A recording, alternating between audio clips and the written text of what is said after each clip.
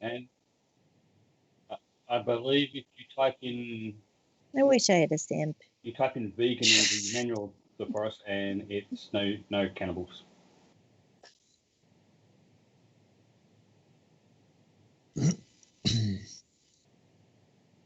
Hello, people. My RTX voice is not working for some reason. What'd you do? Don't know. We can hear you in the stream. I know you can hear me in the stream, so I just switched it over, but the RTX voice is not working. Again, computers. Yes, gotta love the computer. Let's just start it and see what happens.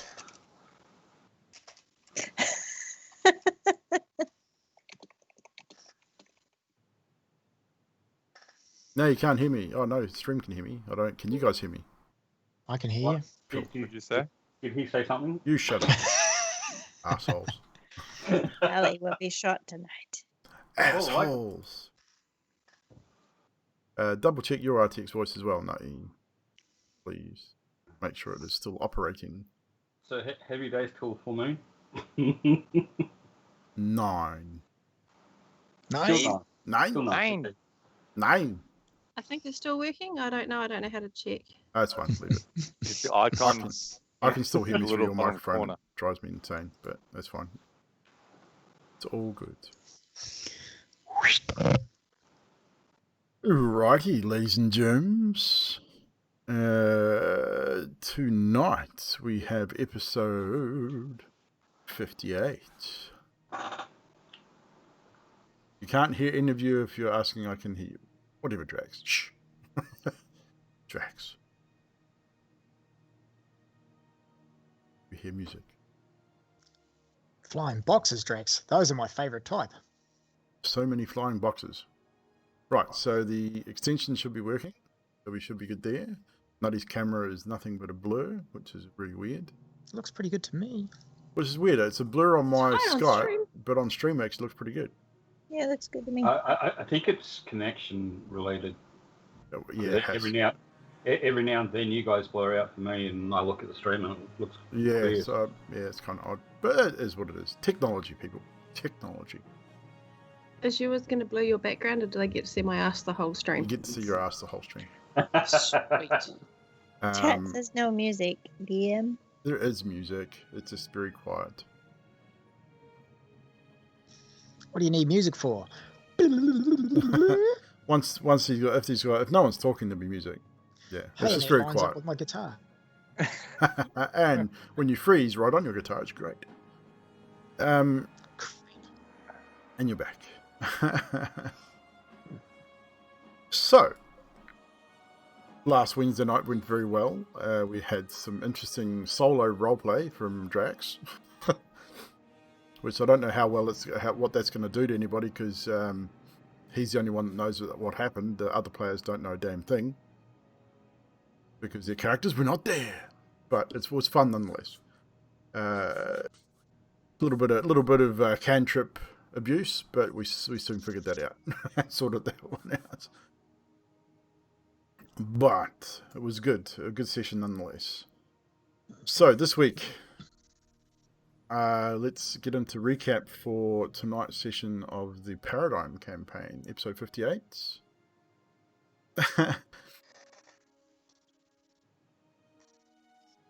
Yeah, I know, you're trying to fuck with the other players.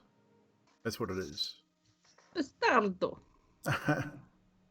When their characters know nothing, it really doesn't have the same effect. Good point. But anywho, you keep doing what you're doing. I enjoy it. I It's know fun. nothing. Right, we left the lions back at the guild house where you had rested, and in the morning you were informed by the headmaster Lionel that you had been asked to aid in the search for the lost scouting party, which had been sent out to investigate the recent raids upon the city walls. Heading out of the city, you eventually discover an extremely wounded halfling who begs you to find his friend, which you do so. You head into the forested area in the direction that was indicated, and you come across a small clearing where you discover a human covered in blood, head to toe, surrounded by goblins.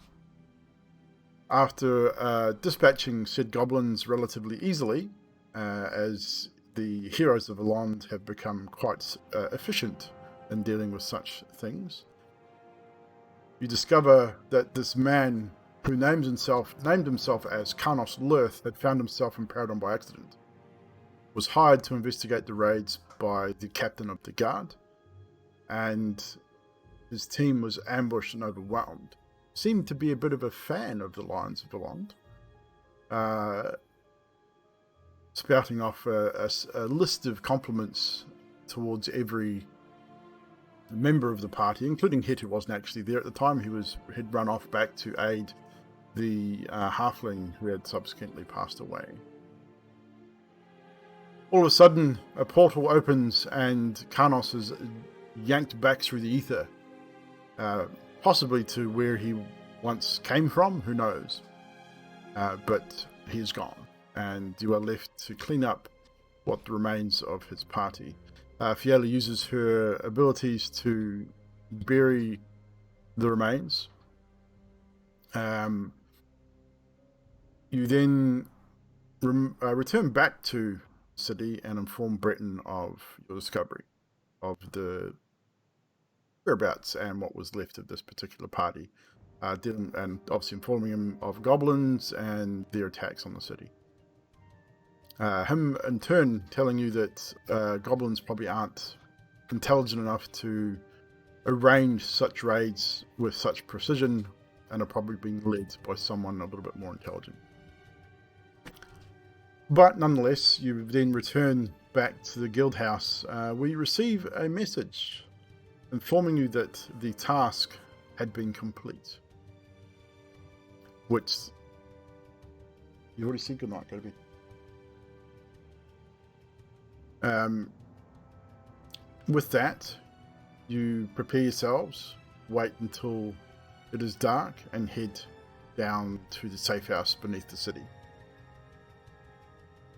So, once there, you find Garrick and a couple of other hooded figures waiting, and two hooded and bound figures in chairs in the centre of the room.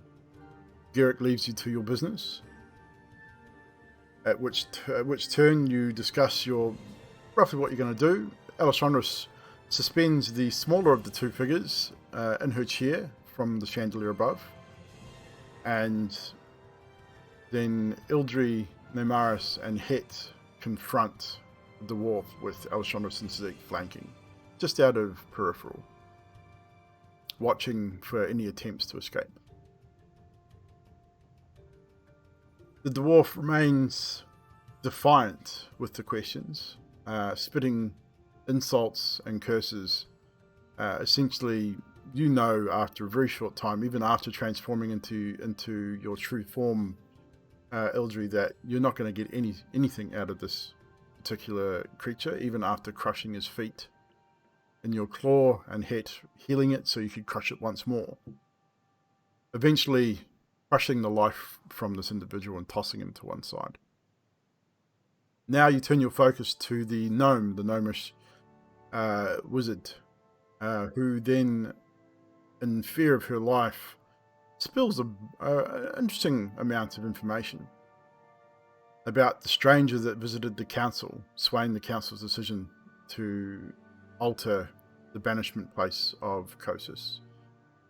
And doesn't really give you much insight into the whereabouts of Thorfi, but you seem to have realized that potentially this tall stranger, with the description that was given, was the Prince of Hell that has possibly orchestrated this entire event from day one.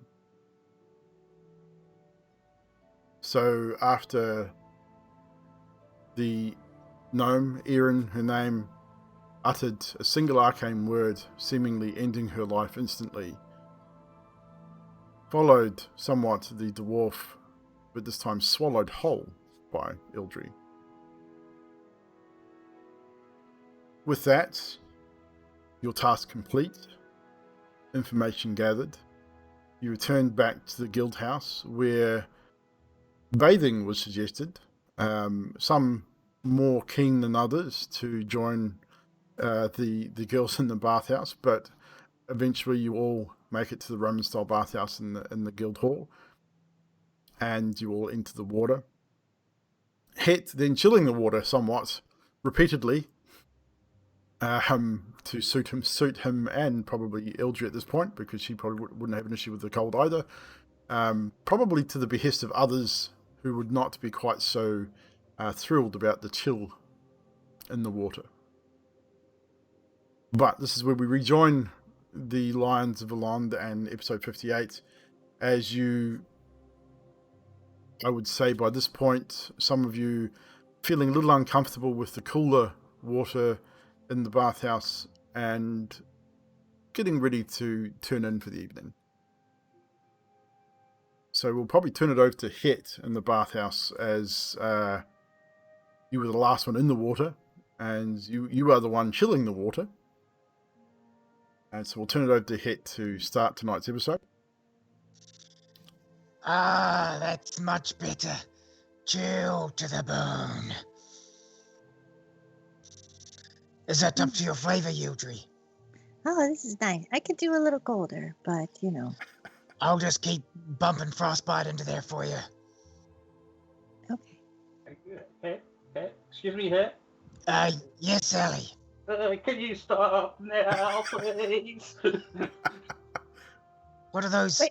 What are those? Never mind. Oh, wait, Ellie, borrow my tiara. Here. It's gonna keep you warm. There you go. I put it on her. And head, it even though does. he's a guy right now. Yeah. Well, no. Shim has been a girl for quite some time. He did return to the original form you guys met her as, which is the Beth Morgan form, which is the original form, which was probably a number of episodes ago now. But the tiara, once placed on your head, Ellie, brings you back to a nice toasty room temperature, where you're not cold. I mean, the water's cold, but you don't really feel it. That's a fair point, Ildry. When I made that, It made the water so cold that he froze. I think he froze in the water. He's back. When you made that, when I made that for you, I did not realize that you were obviously liking the cold like myself. it's the thought that counts, though. That's very nice. And still helps. See, Allie's got color in her lips again. Oh, those are lips.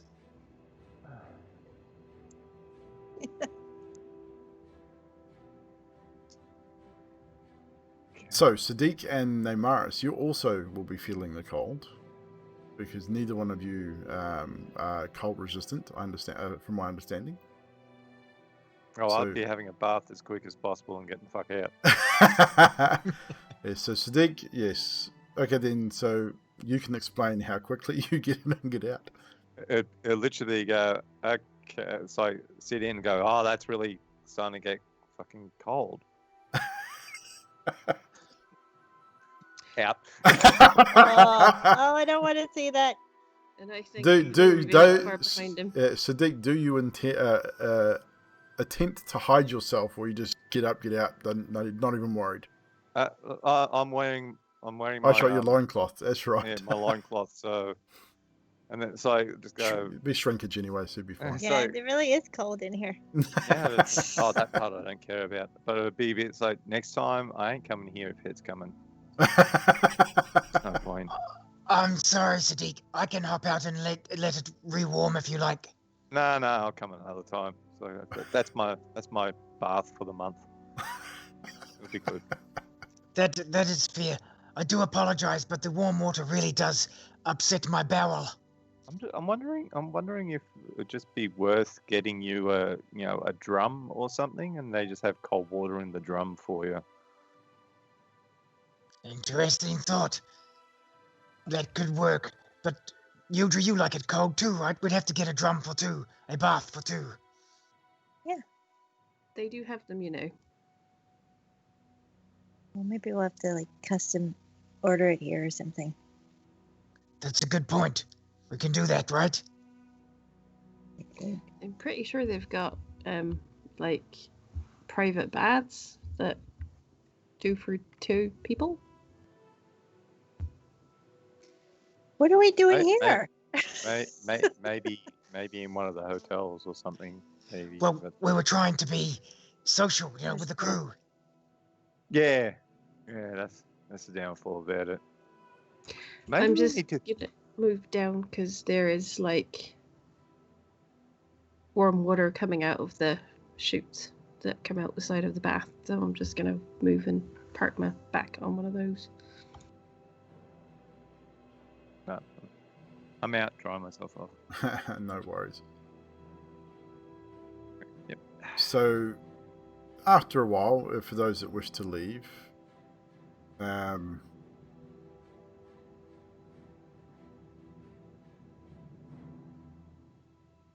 Coffee. bloody testy woman. After a time, Sadiq, you are the first to leave, and you are you going to retire to your room, or are you going to go back to the main? Yeah, I'll the just main go guild back hall? to the guild house and go over my gear and make sure it's all in working order. Who would be the next to leave the bathhouse? Namaris. Yeah, by this point, I'm probably thinking I had my bath last night, so I'm gonna bugger off back True. up to my bed. True. So you head to your room. Alessandris, what are you doing?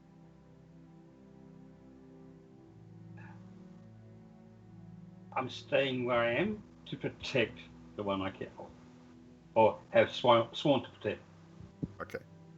Oh, that's nice, isn't it, Sadiq? Sadiq's not there.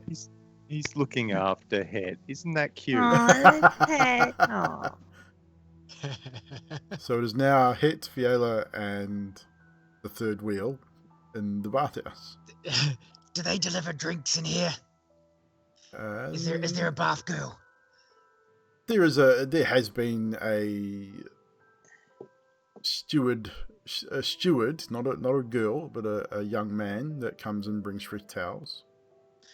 Excellent. Next time he rolls in, I'm gonna go, "Excuse me, young man.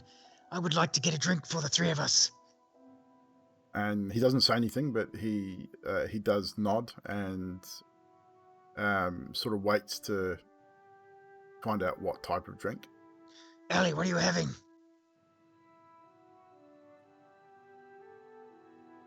Probably regret this. Whatever you're having, Het. Ah. Hey, Yodri, what are you having? I would like a red wine. Excellent. A red wine for Yodri. Blood of a small child for me and Alessandris. Do they have that? Oh, yeah, no. I I'm would just- also like a Bloody Mary. Yes. Is that what it's called? Holy Frozen. called Mary. Yeah, the young man's eyes widen as you mention the blood of a small child. It's And okay, I relative- was just joking. Just And a bring us... relative, yeah, he's now very wary of you, Het. Just bring us 2 whiskeys and a red wine, thanks. I was having fun. He sort of nods, gives you a really strange look, and then slowly backs away, backs away, not taking his eyes off you, and leaves. And a short time later comes back with the drinks that have been requested and places them on the side of the bath closest to you. Excellent. Put them on my account. He Allie, gives you a confused look to say, well, I don't know what an account is, but he just leaves. Allie, I have 2 things maybe. One, is that bag of holding able to fit some of my stuff, like a shovel and tent and the heavy stuff that I'm just not using? You think?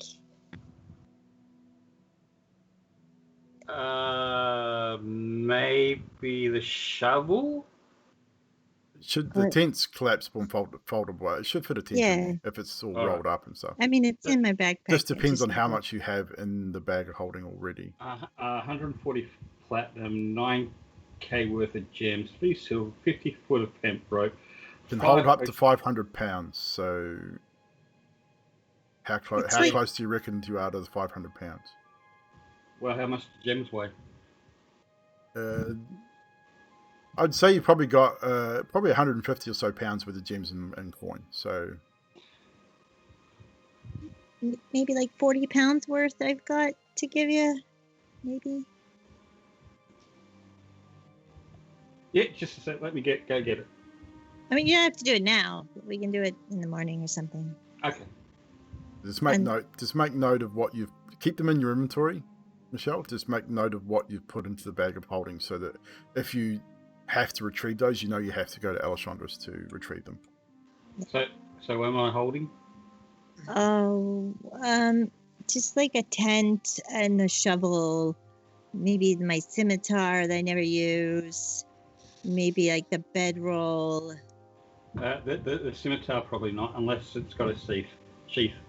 Yes, it would have a sheath. I mean, most weapons you find would have the available sheathing for them. Yeah. Hey, Allie, have you heard the story of the frog? Don't think I have that. I heard one time, if you get a bag of holding, and you get another bag of holding, and you put a frog in one bag of holding, and you put the other bag of holding into the first bag of holding, then it just goes pop.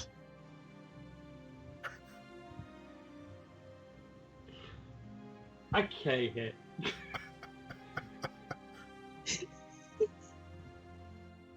Boom. Roll a persuasion check. Let's see if persuasion versus insight. To see whether Ali believes it or not. This is pretty good. I really Where you go, Yodri? I really want to get a frog in a bag of holding now. So But where will they find a frog? I rolled a 19 persuasion, and I have +7, so 26. Oh, you asshole! What was your insight? 22. Ooh. Oh, it was pretty good That too. was pretty close. Alessandros, you sit there for a moment and you think about it and you think about it and you think, sounds legit. I've never heard of it before, but interesting. So, hey, where do you know where I might be able to find a bag holding? Let me tell you a secret. I'm pretty sure if you put a bag of holding into a bag of holding, everything goes pop. Not just the frog. I'm pretty sure it causes some sort of vortex, and maybe all of us would die. It was just a joke. Oh, okay. Please never do that. Yodri, us of the arcane nature, should probably be aware of this. Mm-hmm. Especially with all my gold in there, it just would disappear, implode. Or we could just end up on another plane, I don't know, but it's not good, I'm sure. Yes, Het would definitely know that it was very catastrophic, to say the least. So, Het is also continuously cooling the water. with that, you are able to leave whenever you wish and head to bed. You drink your drinks. It's good whiskey. It's the whiskey you've been getting at the guild house for a while. The wine's even serviceable. It's not great, but Paradigm's definitely not known for its winemaking. I'm gonna get out and head towards the guild house. Just take You my are in the leave. guild house. Oh, This is we out are? the back. Yeah, the We have a Roman bathhouse? bath's it's part of the guild house. It's out the back. We are hooked up. All right. I will take my leave of them and say goodnight, but I would like to go to the edge of town and kind of send out feelers for Kosis. Okay, you want to try and contact Kosis? Yeah. So, Ildri excuses herself. Do you tell them what you're going to do? Because you did mention it in the Thieves Guild that what you were intending on doing. Yeah, I'll tell the two at the bathhouse because they're there that I'm intending to let him know that. Okay.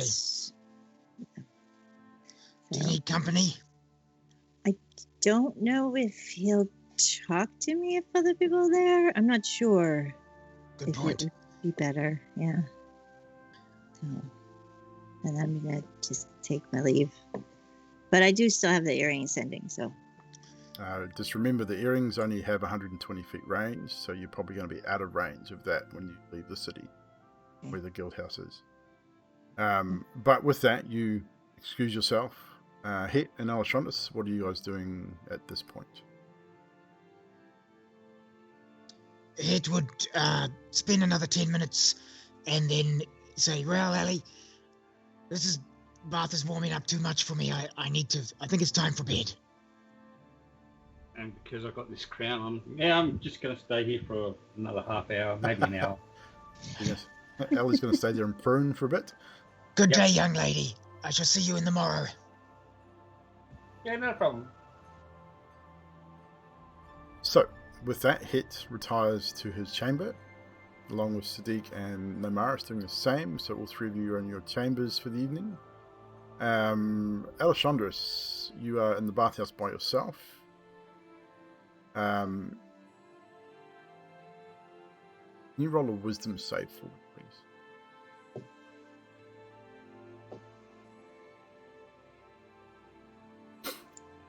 $11. 11. Just sitting here in the now warming water, gets back to its proper temperature after a little while, which is very pleasant.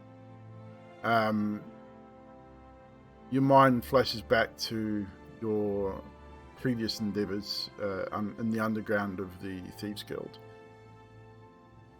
A sense of gratification flows through you, as even though you did not strike the final blow, knowing that these two individuals had a direct hand in the death of your parents, a semblance of gratification and closure washes over you, knowing that they have now been avenged in some form. You still have a task to complete, however. No longer bound by the contract offered to you by the Black Fang, which no longer exists. You get a message from Garrick while sitting here contemplating. Not demanding, but offering. Are you still willing to be a member of this society? Can we count on you to do the right thing when the time comes?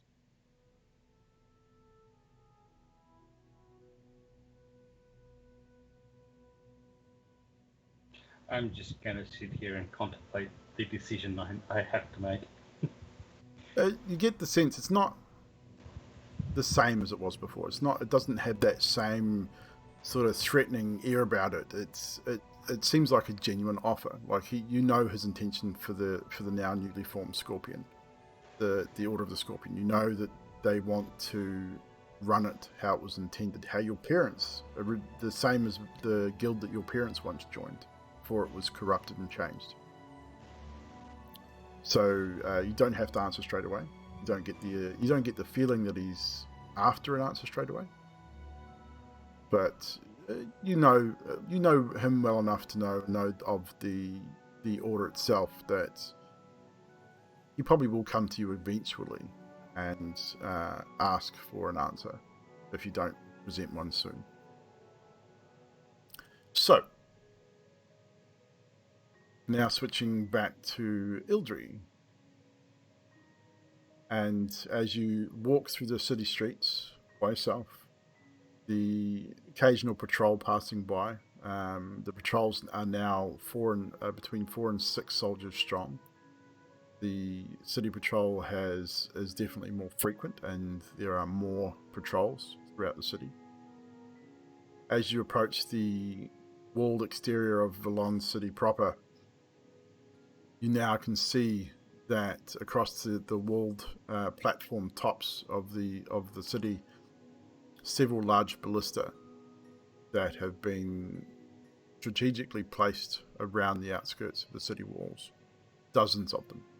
The city is large, and each ballista looks like it would fire 14 to 15 foot long, large, thick steel bolts. These are not wooden arrows that have been constructed for these things. These are being made out of iron. They're heavy. You would gauge just from looking at them, it's probably going to take 2 to 3 people to operate these things when the time comes. But they're designed to take down the largest of dragons, flying demons. You get the understanding that a lot of these are probably enchanted as well to take down all manner of magical beasts that may attack the city when the time comes. And impressive to see. Like, these things are very well made, and over the last sort of several weeks, more and more have been added to the city walls. As you reach the western gate, you are initially stopped by the gate guard. As you approach, halt, state your business. You did. I am Fiela with the Lions of Valonde. I need to go out into the forest at night for special herbs, if you don't mind. You see him look over to possibly a superior standing over on the side, and he sort of gives you a nod, and he says, "Oh, right you are. Excuse me," and he rights himself, and 2 other guards lift the large bar, which is an iron bar. Now you've noticed that the large wooden gates, which have several iron straps, they've been very well made, but they've now got iron bars instead of wooden bars. Hold them up. So 2 or 3 guards lift the iron bar, move it, and then open the gates for you and allow you out of the city. Thank you. Just yell out when you return, so that we may Alright. identify you and allow you back into the city. Will do. And as you leave, the gates then, like, really loud, not loud, but it's a very low thud as they then close, and you hear them replace that bar. So now by this time it is probably not late evening, probably mid-evening. It was nighttime when you approached the underground lair of the Fang, and it is now probably 8:30, 9 o'clock at night.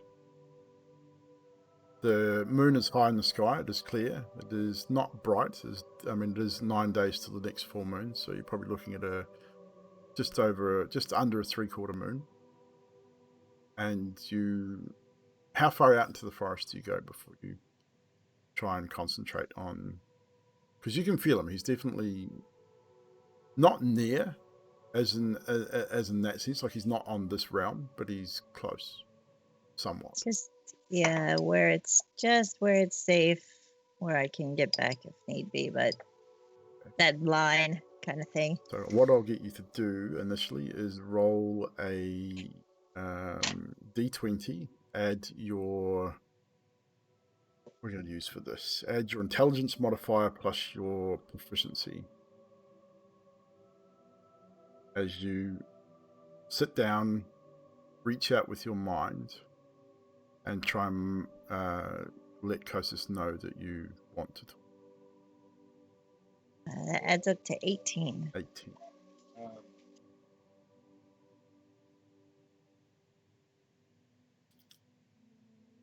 After about 15 or 20 minutes sitting here concentrating,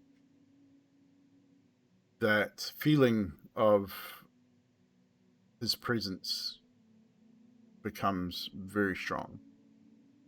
You stand and you turn, and standing not 15 feet from you is Kosis in his human form, or his elven form, shall we say, as a humanoid form. Long dark hair, the red scaled armor,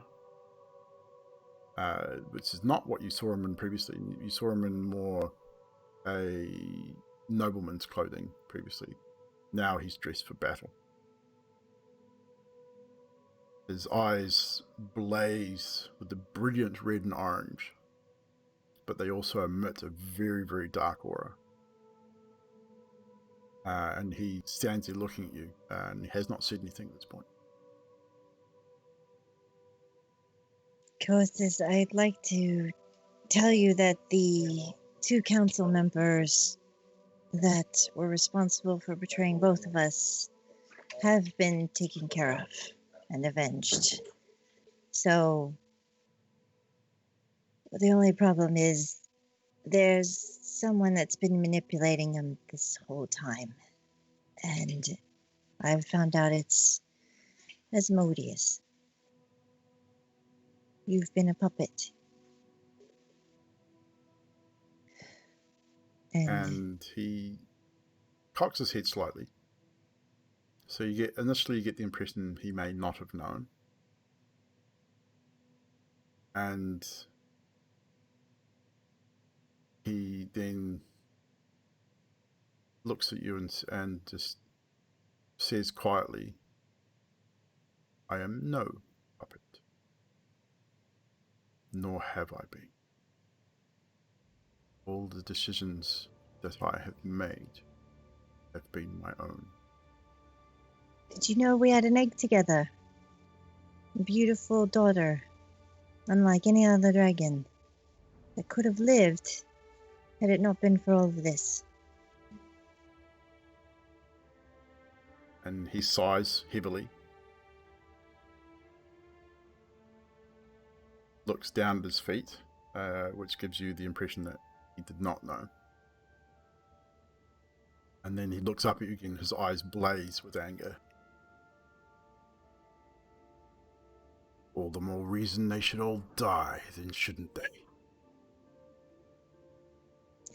My team and I avenged all of our race's deaths.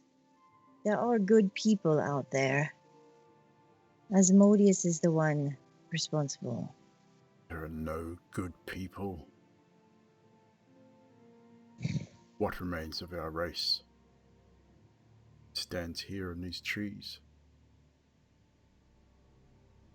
People are responsible for that, not Asmodeus. You can still turn and do the right thing. He has given me the power to revenge, to seek vengeance upon everyone. My offer still stands. I've been there for you. Not for longer.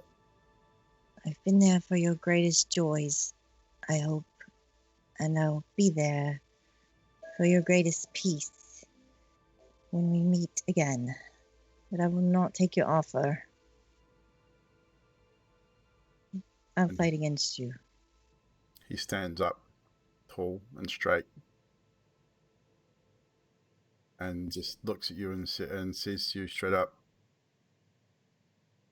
I respect your decision. At least this time, you made that choice and told me to my face. Unlike the last. We shall meet again, Hildry. And with that he turns and transforms into his true Drake form. But he is no longer that brilliant red Drake that you once knew. He is dark, is twisted, his wings are leathery and black, tattered and torn. The dark aura that emanates from him is... all you feel is pain and dread and anger from it. It is the most dark... it's the most darkness you've felt in any one place in your entire life. For all the thousands of years that you've been on this planet, you've never felt such darkness. And it just emanates from him in such a way that it just, your heart sinks. And he lifts off into the night sky, and then in an instant is gone, disappearing into the clouds above. And just for a short time you can still feel his presence, and then that presence is gone, just like that. You get the impression that you've always been able to feel him, even though he's been on a different plane. You're not sure what this means, whether that presence was his doing, whether he was able to reach out to you, or whether it was you, but that connection has now been severed. No longer can feel him near at all. And wild shape into a small raven so I can just fly to my room and get home. No and problem. cry. And you do so. You return to the...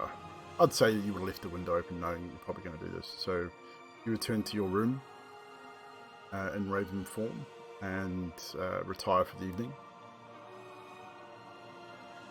And the evening goes with relative unhindered.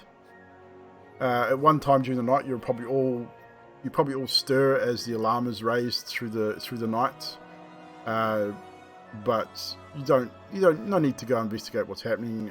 You get the impression from the shouts and that from the street that a small raiding party had attempted to attack the city wall and was dealt with relatively quickly. The alarm was short, and the chaos maybe lasted about an hour before things returned to normal. So you all benefit from a long rest. All your spell casting abilities renewed, health restored, and we now come to the next day, which gives us 8 days till Alessandra's birthday, and 74 days before the blood moon. It is a cool morning this morning. It is slightly cloudy, not raining, but it is definitely a lot cooler than usual. So you get the feeling that summer is just around the corner, that you get those frosty mornings, but nice hot days. In this realm of Paradigm, because you are so relatively close to the north, you get the chill from the northerly winds, which tends to frost things over here in the early mornings. But the day is yours to do what you will and prepare for your next journey.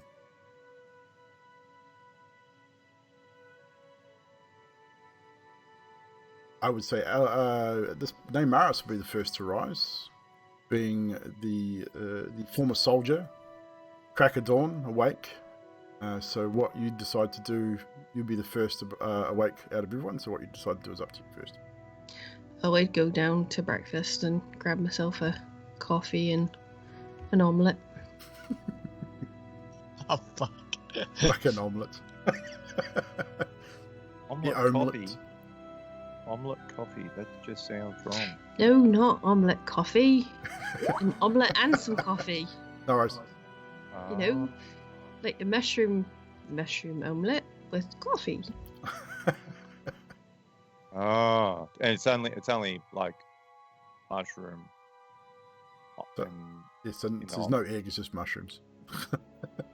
Pretty much. Fried mushroom with a little bit of egg just to hold them together. No onion, pepper, No. bacon. Are you crazy? Apparently, because that's how an omelette's meant to be made. Not where I come from, Sonny Jim. Cheese. Gotta have cheese. Seth helps pipes in. my- We do have goat's cheese, if you would like some cheese. It's look. You've got to broaden your taste buds there, Maris. I can make you one if you like. Okay. I'll make you a proper omelette. Be my guest, Sadiq. If you want to use the kitchen, you know where it is. Yeah. I'll go. I'm gonna go make a proper omelette. So Sadiq retires to the kitchen and throws together a proper omelette. Eggs, onions, bacon, cheese. What else do you put in there, Sadiq? Do you Tomato. add the mushroom as well? Yeah, add mushroom. Yeah, freaking everything. Every vegetable that you can think of. That Basically, a would be salsa good. a salsa omelette. There you go. Yeah, salsa omelet. A little bit of paprika in there just for good measure. A little smoky Yeah. flavor. Yeah. Garlic, because a little bit of garlic, then a bit more, and then a bit more on top of that. It's garlic, and it needs to be in there. It's a very garlicky, eggy Damn right. omelette. Can Het smell this cooking from his room? I think everybody can. It is a very. There's a lot of garlic in this by the sound. So, I would say that the smell of garlic is going to be wafting through the entire guild house about now. Het would get dressed and come downstairs if he smells this. I would do. I'd say Ildry's probably going to be the last to come down, as she was up the latest. And especially after the evening's events, she may still be feeling the effects of that, so she's probably a little bit sluggish today. You do not have any exhaustion, however. You do get the effects of a long rest if you stay maybe in bed for another hour outside everyone else. So, Sadiq finishes his masterpiece of an omelette. Sadiq, roll a survival check for me. Add your proficiency to it. Can do that too. That would be a 18. An 18. You present your omelette to Neymaris. And Neymaris, yes. Oh no, I was going to sneeze. It's all right. Ah. Too much garlic. No, actually, not enough garlic. There need to be more, but there's enough. Cecil says we ran out of garlic. I'm sorry. I just look at it and I'm like, Try it. poke it.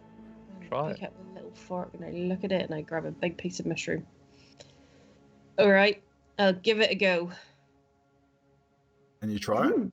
Actually, it's not bad. It is very tasty. It is very strong in garlic. Like the garlic is the dominant flavor for sure, but the balance of flavors are actually pretty good. That's an omelet. There you go. Now you can die happy. Het comes down the stairs, wiping his eyes. Holy shit! Shit! Just before we just before we go any further forward, Aladri with the 5 gifted subs, dude. Natural 20 for you. Critical success. Cheers, buddy. Appreciate it, my friend. Right, back to Het. Sorry about that, guys. No worries. Well worth noting. Definitely. Het gets to the bottom of the stairs, wiping his eyes, and he says, is it the crack of noon yet? Something smells like 42 dead rabbits. Yes, it is the crack of noon, and there's your dead rabbits over there that you still haven't eaten. So, what is that crap? Is that what you're eating, Neymaris? Oh, that smells god awful. very good for your head.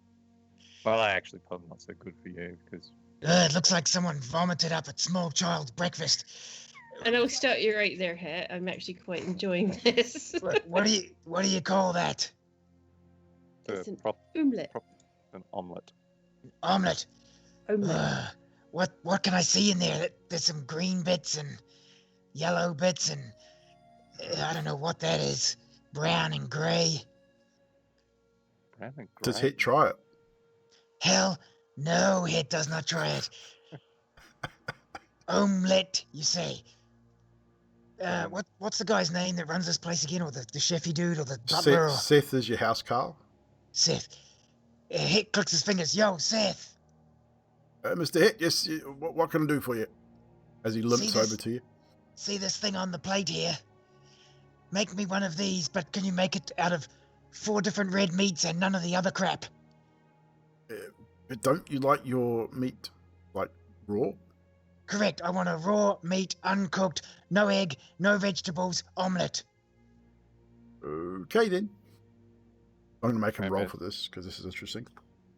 That Yeah, it's pretty. that doesn't actually make sense. Nope. Het leans over to Sadiq and says, I just basically asked for raw meat on a plate. And Yeah. that's exactly what you get. You get 4 cuts of raw meat on a plate, shaped in the shape of an omelette. If I have to eat this, you got to try something cooked. I've tried something cooked. And? and I didn't like it. It made my bowels go all squishy and Oh no, No. you just don't need to eat anything cooked then. No, that's yeah, fine. the toilet was a mess. The long drop was absolute. It was like Kosis himself took a dump from 30 yards. I take it you've Wow. seen that before. No, I have not, but I figure it would be a I mess. have. Wow, Ildry, you appeared. Is Ildry there yet or not? I would say Ildry. I'd Has say it she been an probably hour? made. Yeah, I'd say she probably made her way down by this point. Probably right as Het was getting his food and talking about this. So yeah. Morning. Oh, Ildry, would you like some of my meat omelette? Yes, that looks nice. I'll have That's what some. she said. I mean, that's what he said. Oh my god! And there it goes. And And there it we go. is. And I Nutty did add the started it word tonight. omelette. I did add the word omelette to the end. But you never know, you know. Well, it could have been more interesting last night, but Ellie did stick around in the bathhouse a bit long.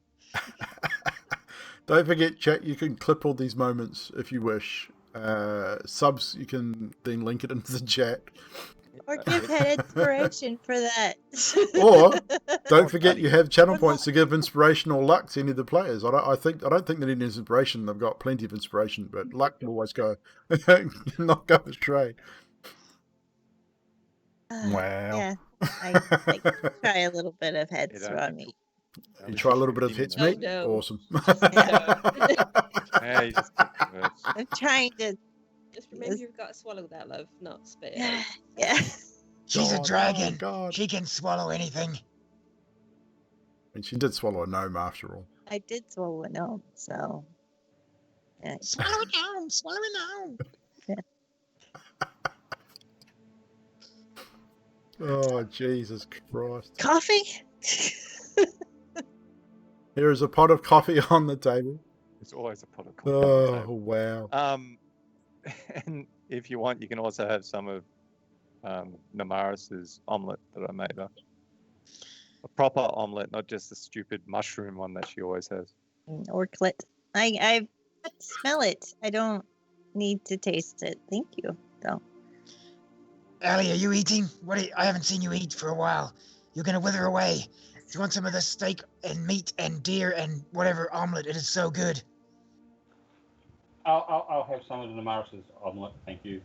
I'm good. And with that, I also hand the crown back to Yayla. Thank you. You know, if you're gonna protect a dragon, you need to start thinking like a dragon. Get some of this meat in you. Don't be a sissy.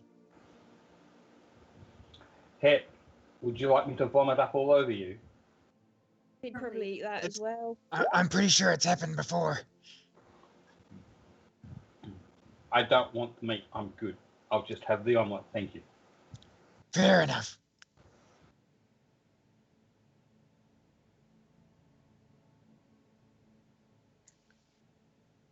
Well, that went well.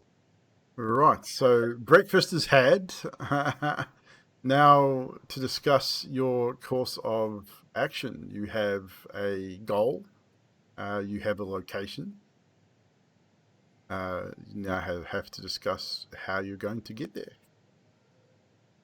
On Yildry's back. But past that, I don't know actually.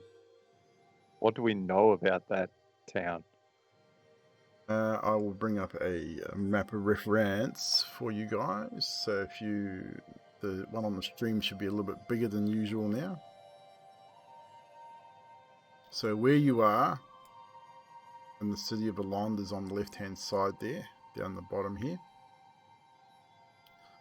Beoford Keep is on the Catton Lake, the southern shores of the Catton Lake in the Gloomy Marsh area. So as I said, Sadiq, you would have an understanding of this area because of where the island of your clan in Beopole. A lot of your hunting grounds was around Spiderweb Vale, and you did a lot of fishing in and around the marshlands and the inlets that has been known as. It's not actually a lake, but it's called the Catton Lake because of how far inland this semi-salt / freshwater area has basically become. So it's that what do they call sort of salt and freshwater together? I can't remember. Brackish water, I think they call it. I think so.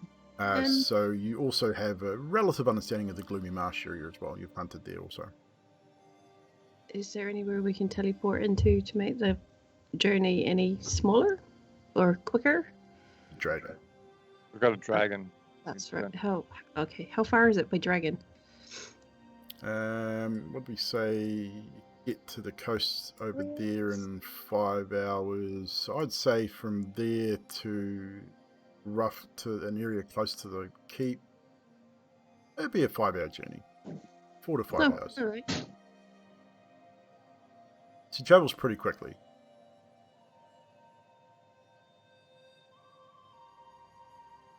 Well, I just need to pick up something before we go, and then I'm ready to go. If all you guys are ready. Yes, you need to pick something up. Do you need a hand? Is it heavy? It's just like another kind of a backpack case kind of thing. So it's Oh, not sweet. Yeah.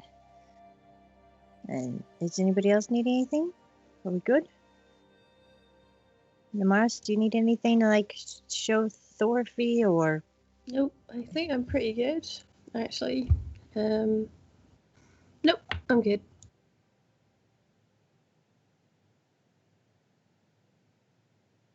So, what were you wanting to pick up, Hildry? I wanted to pick up it's that thing I asked about, that case kind of thing. So yeah, you're able to go pick that up. It was just a general commission. I gave you the price. Yep. I'll pick it up. So you go pick it up without too many hassles. It was ready for you. It's a little smaller than you anticipated, but it will definitely serve the purpose that you're wanting it for. All right. But it will fit in your backpack. Right. And then I'm meet back with them at where I transform and ready to go if we're all ready. But you can do so from we said from the training grounds out the back of the guild hall. The training grounds is big enough for you to transform into your dragon state and prepare your passengers with ropes and whatever else you need. Before we go, should we tell anyone that we're about to fly out with Yudri so that they don't start launching shit at her? Probably a very good idea. Probably a good idea. Could be wise. Should we tell Breton? Who do we tell? Is there I would say you'd probably be able to tell Lionel, your headmaster. He would definitely be able to get the right information to the right people. As long as you gave him a rough idea, time frame when you're going to take off and that sort of thing, he'd make sure that. Or would it be a better idea that we go outside of the city and tell the guard near that spot that there is that too? Yeah. Usually transform, we climb on her, and then we fly away from the city. Probably a good idea, actually. You could go. Yeah, we'll do that. Yeah. So you've got several gates to the city. Let me bring up my city map so I can remember how many gates we got. You've got 3 gates. You've got the obviously the northern, the eastern, and western gates, and to the one heading in the direction you're going will be the eastern gate. Right. So we'll go to the eastern gate, tell the watch captain that we're going to leave. Please don't shoot at us when Yudri turns into a dragon. White dragon good. Whitish dragon good. You're not purely white. Do you White transform is in the view of the eastern gate so that they are aware? Yes. So with that, you speak to the gate captain or the head gate guard. We'll call him a gate captain for this. He acknowledges that he was there on the day that Ildri was introduced and remembers most of you. He knows who you are, obviously. And he remembers, White Dragon, sweet, no problem. And spreads the word around his patrols that he's controlling of the day, that White Dragon outside the city, don't shoot. And so with that, you rig up your series of ropes so that you do not fall off your dragon taxi. And Ildri transforms. You add the roping, you all climb aboard, and Ildri lifts off into the air.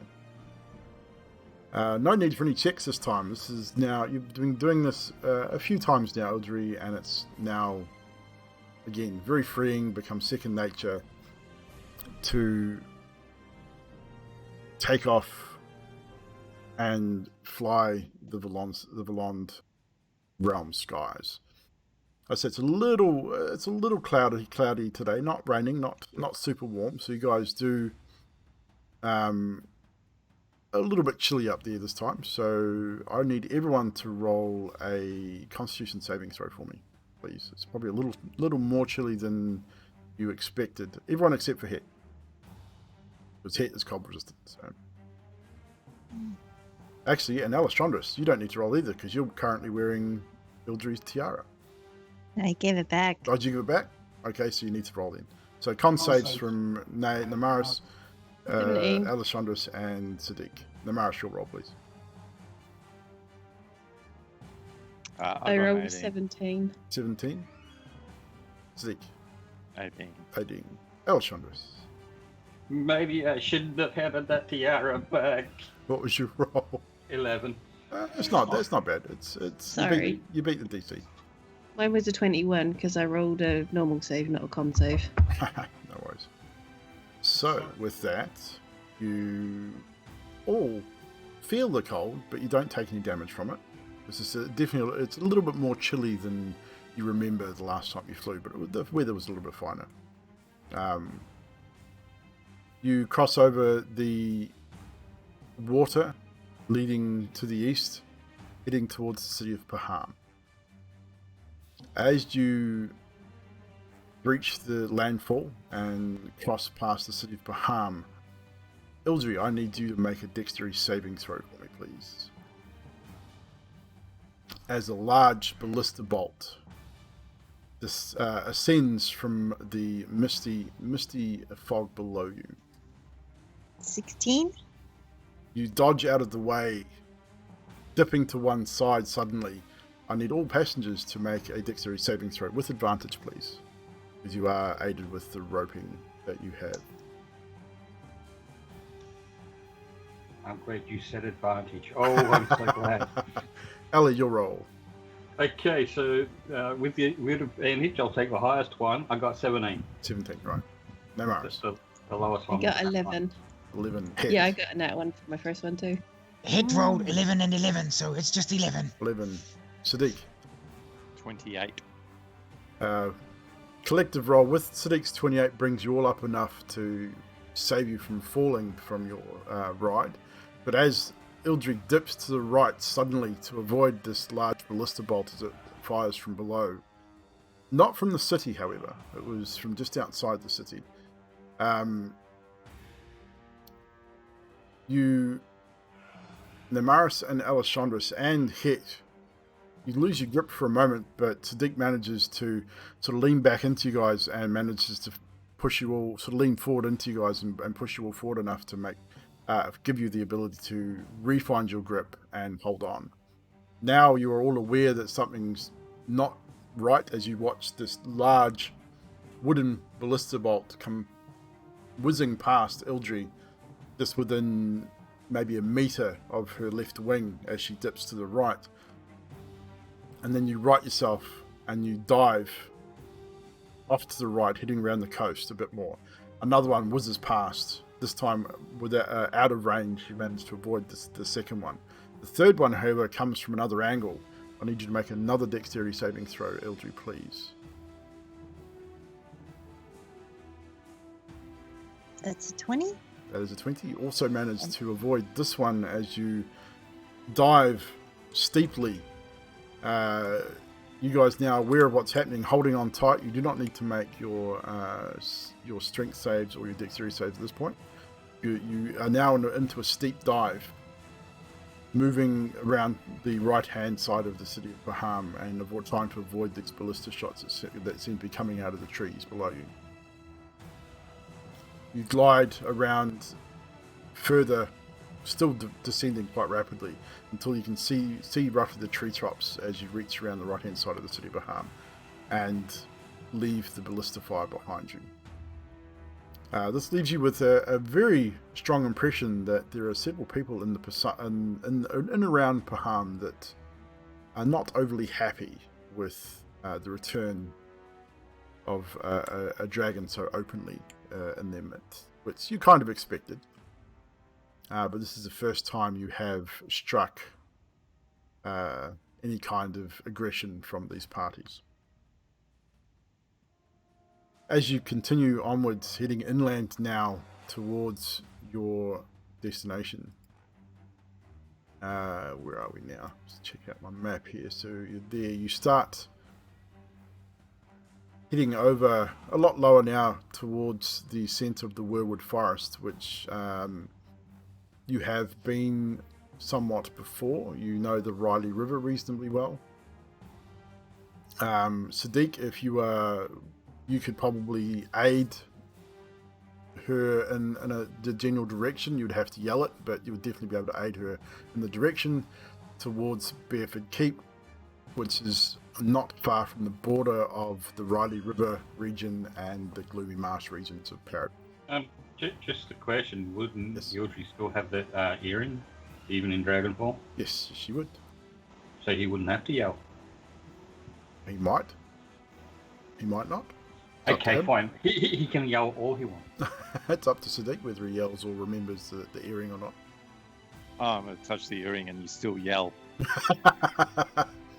You probably still would have to yell because you are travelling at a reasonable speed and it is pretty windy. So even with the earrings, you'd probably still have a lot of background noise, I would imagine.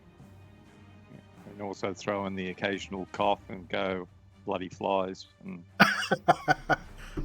Yeah, you got teeth full of moths, flies and mosquitoes. And extra protein. protein, man, protein. Exactly. So with that, with the guidance of Sadiq leading you in the direction, do you wish to land at the keep or a little bit away from it, or do you want to do a circle around the keep? I'm going to suggest away from the keep after what happened before. Do you wish to circle the keep? Maybe do a reconnaissance run before descending? Yeah, a little circle around maybe. You keep a relative distance, I would imagine. So you keep your height at probably a couple of thousand feet, so that you know you're out of range of any smaller ballista. You don't believe that there'd be many people with the type of ballista that would take to reach any further than that out here. You circle around the area. You can see the large body of water to the north of the keep. The keep is not really a keep, but it's just a pile of ruins. But there is still chambers below from what you've been told. All you can see from there is just ruined outbuildings, or where outbuildings once stood. You can see the base stones of the original keep, but it's just like I said, it's just scattered ruins across maybe 100 square feet. It was a large keep at one point with outbuildings and a barracks and things like that, but is long since abandoned. But it doesn't seem to be any movement. Actually, Ildri, make a perception check using your dragon stats. Oh, okay.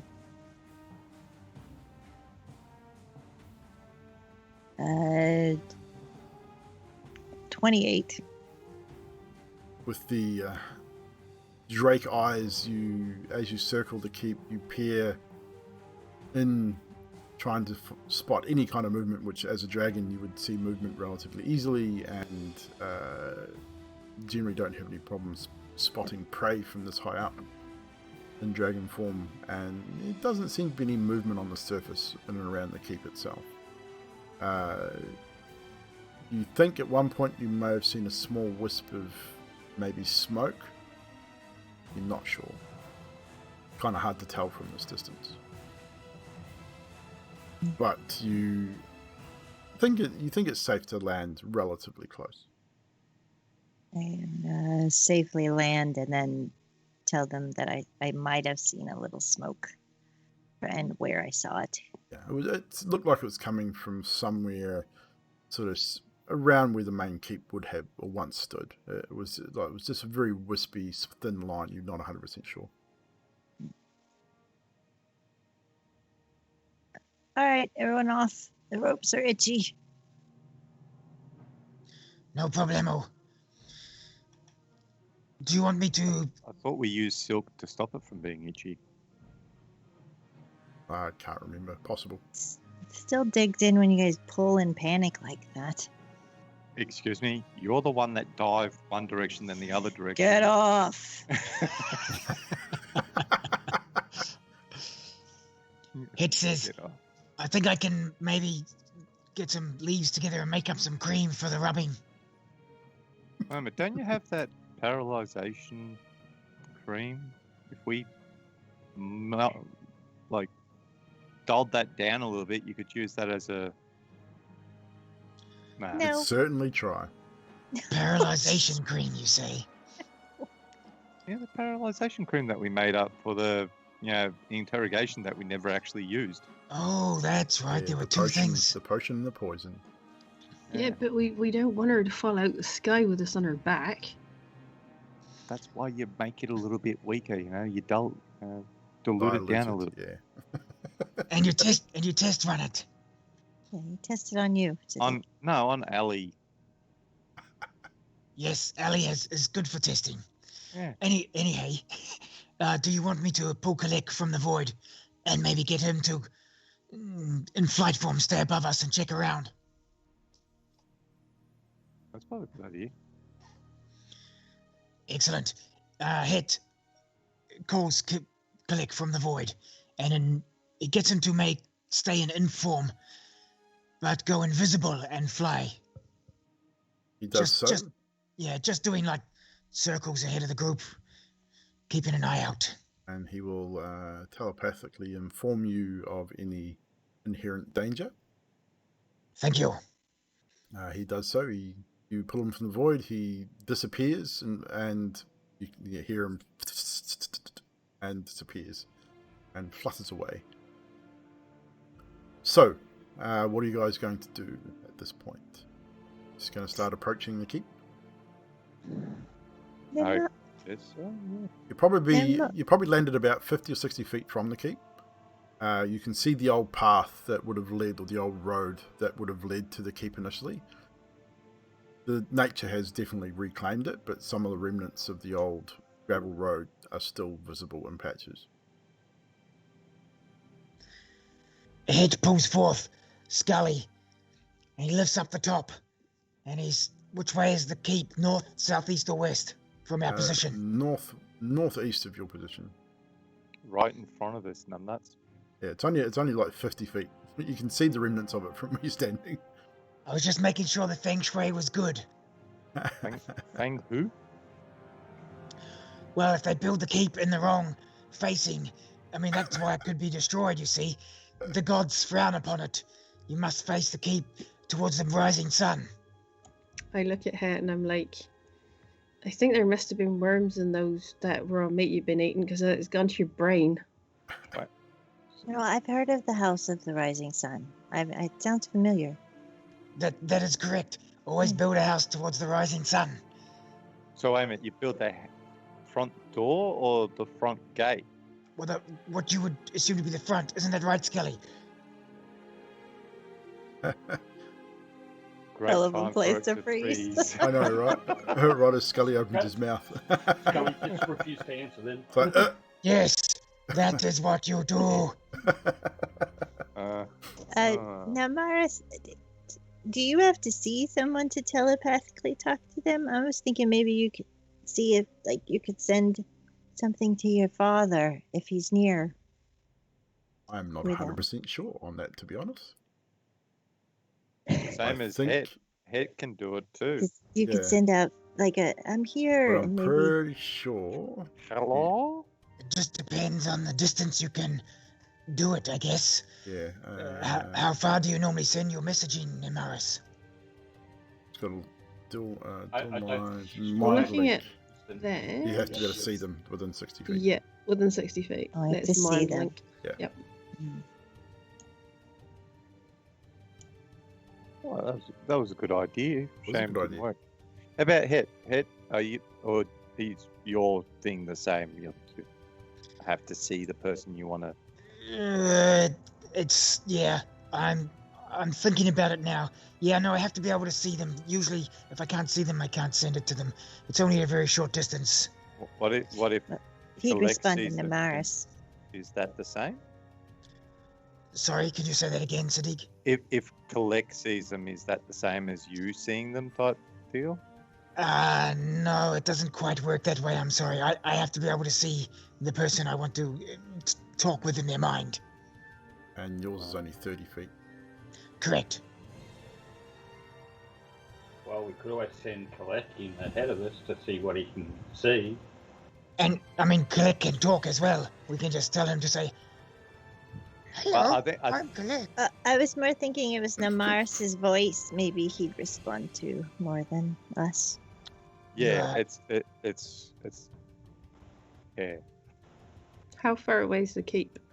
About 60 feet. So 50, just 60. yeah, I'm going to come out of character here. So would I be able, because I know thorfi really, really well, would I be able to picture him in my mind and send a message? I mean, you could do that, but it wouldn't work. I mean, you, Okay. you could definitely send it, but without actually him physically being there so you can see him, it wouldn't actually reach him. Okay.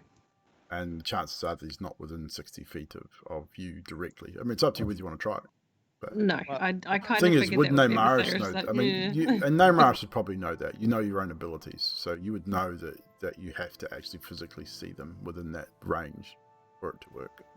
That being said, as well, I dare say if Thorfi was here, he would know we're already here. It's also a possibility. Can we see this wisp, that little thin line from where we are on the ground? Everyone looking for the wisp of smoke that was described, roll a perception check, please. Sure. Because even with Alessandros and Fiela's passive, you probably can't see it at this point. So it'd be an active search. Perception? Perception, yes.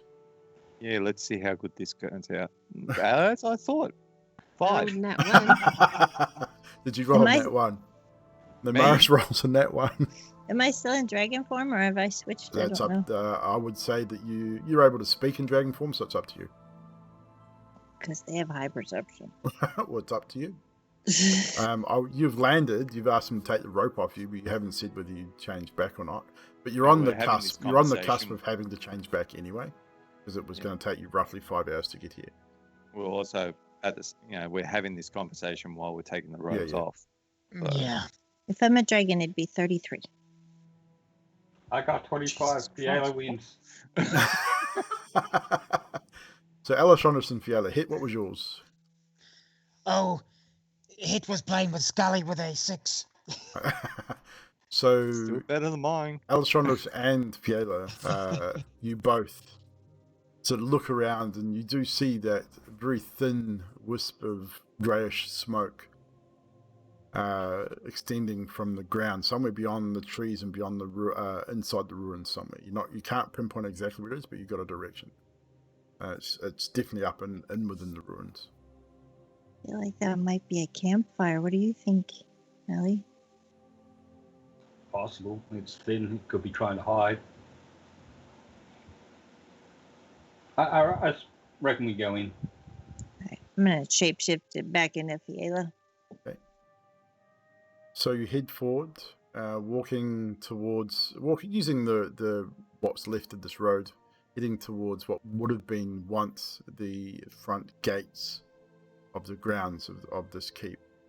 As you approach the now dilapidated and decrepit concrete or brick stone wall that once stood here, very little of it remains. There's a few base stones here and there, moss has grown over it, there's like creeper vines and bushes that have reclaimed this once majestic keep.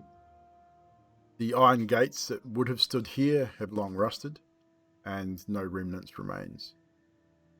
But you step over the threshold of where the gates would have been, and move closer still. And with that, you do indeed spy a small campfire, probably 15 or 20 feet in front of you. It's not burning brightly, it's just smouldering away, but it's giving you that thin wisp of... Come on, guys, enough of the chat. Fucking hell. Bloop, bloop, bloop.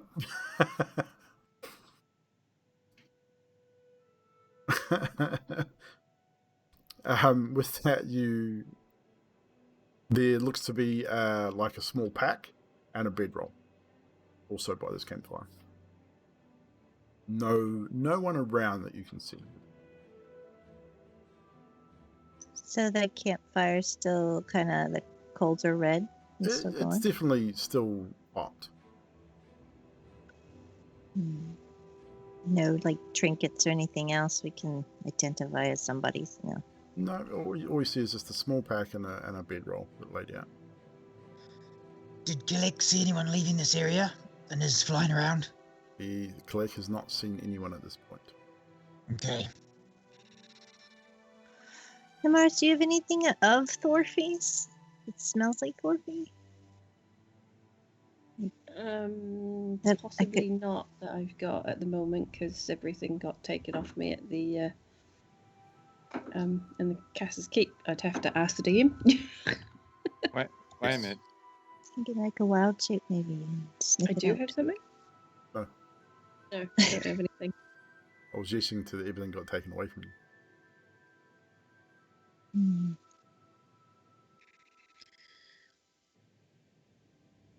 I guess were you gonna shapeshift bloodhound and then sniff your way in? I could do like a wolf or something, maybe. Like, remember what he smells like, but Well, maybe don't even have to smell him, just presence. If someone is here, they would have been with him. You just got to smell for humanoids, maybe? maybe. Well, he's elf, so yeah. And with that, as you stand discussing this at this small campfire, Alessandros and Fiela, your passives, you both see movement at the corner of your eye to your right. Very quick, but very brief. Stand ready. Think we have company, people. Okie dokie. Hello, are you friendly? A little bit of French there, but okay. That would be hello. No, hello. Hit Reddy's bless just in case things get crazy. And no response from your request at this point.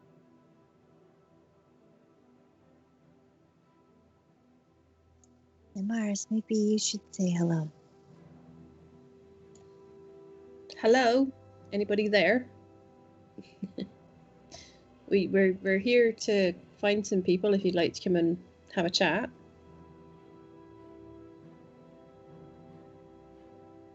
And still nothing. Yeah, how about we go to them since they don't want to come to us? Ildri, you hear a low growl come from the area you saw movement. Is it animalistic growl or a Very. person? It Oh, sounds very large. guys, I don't think that's a person. I think that's a creature. Okay. So what was the smoke from if it was a creature? Maybe that creature ate him. Maybe it's a druid. It's a growl. I don't think it's friendly. Het steps It forward and didn't- touches the Yildra on the growl. shoulder. Yeah, the growl didn't seem aggressive. It sounded. It was almost like a warning. Don't come any closer, type thing. From your Maybe- experience, Fiona.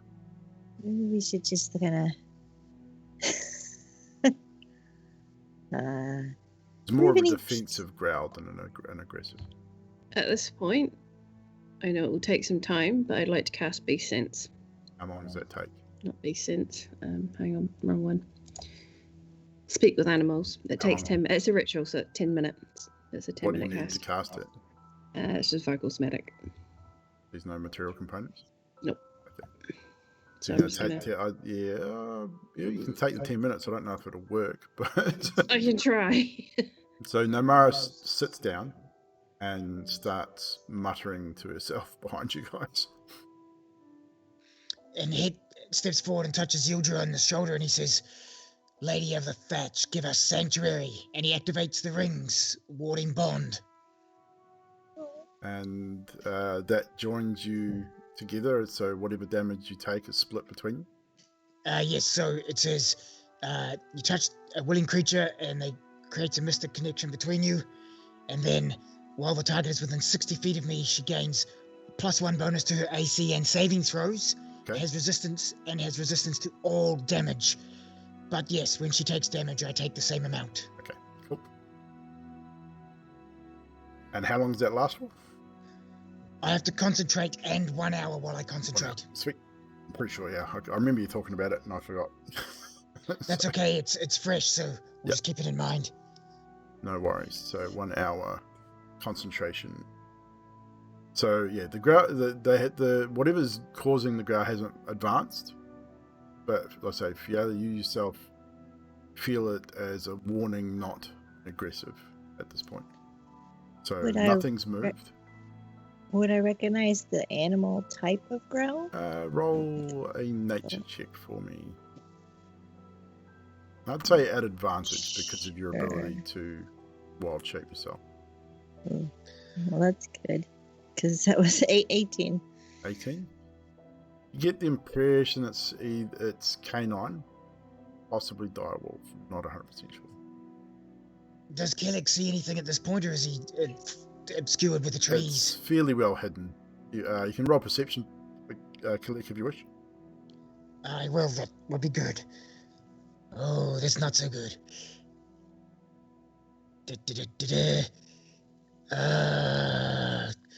Where the fuck is his perception? Yeah, no, so... that's a 6. Yeah, no, he really can't. He can probably see a few bushes moving close by, but he can't really see anything at this point. Yes, I rolled very low. Would you guys like me to shape into a direwolf? Maybe I could, I don't know, greet him as his own. I don't. So what are you guys doing? You're not sure what's happening. You got this growling coming from the bushes. You tried to approach the campsite. So what's happening, guys? I just say we go up. We need to find out what this smoke was from. If there's a beast here, so be it. If it ate who was here beforehand, I guess. You don't see any Agreed. sign of a struggle around the campsite with the passives between Ali and Fiala. There's no struggle. There's no blood. The pack looks untouched. Bedroll looks like it's been folded back, ready for maybe for someone to return and sleep in it at some point. But there's So no it's a sign guard of any dog. kind of struggle. So it's a guard dog. Let's just carry forward, like you say. If it attacks us, we can respond. Yeah, I think that's just the So you all move just the forward, way. leaving Yes. Neymar sitting there casting her Oh, shit. her Alright, spell. I'll catch up. It's You can stay there if 10 you wish. minutes, isn't it? It's not far. Oh. I mean, literally, you're probably 15 feet away from the campsite now. So Just wait until Namaris does her little prairie thing, and then we'll get up and Okay.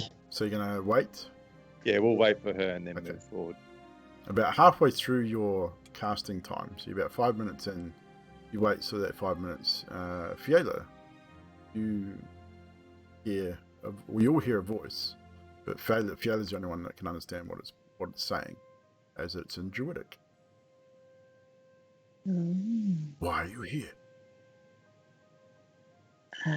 Why do you sneak up on people like that? We are looking for someone called Thorfi. He's this person's father. He's been missing. Have you seen an elf? Kind of mage-like?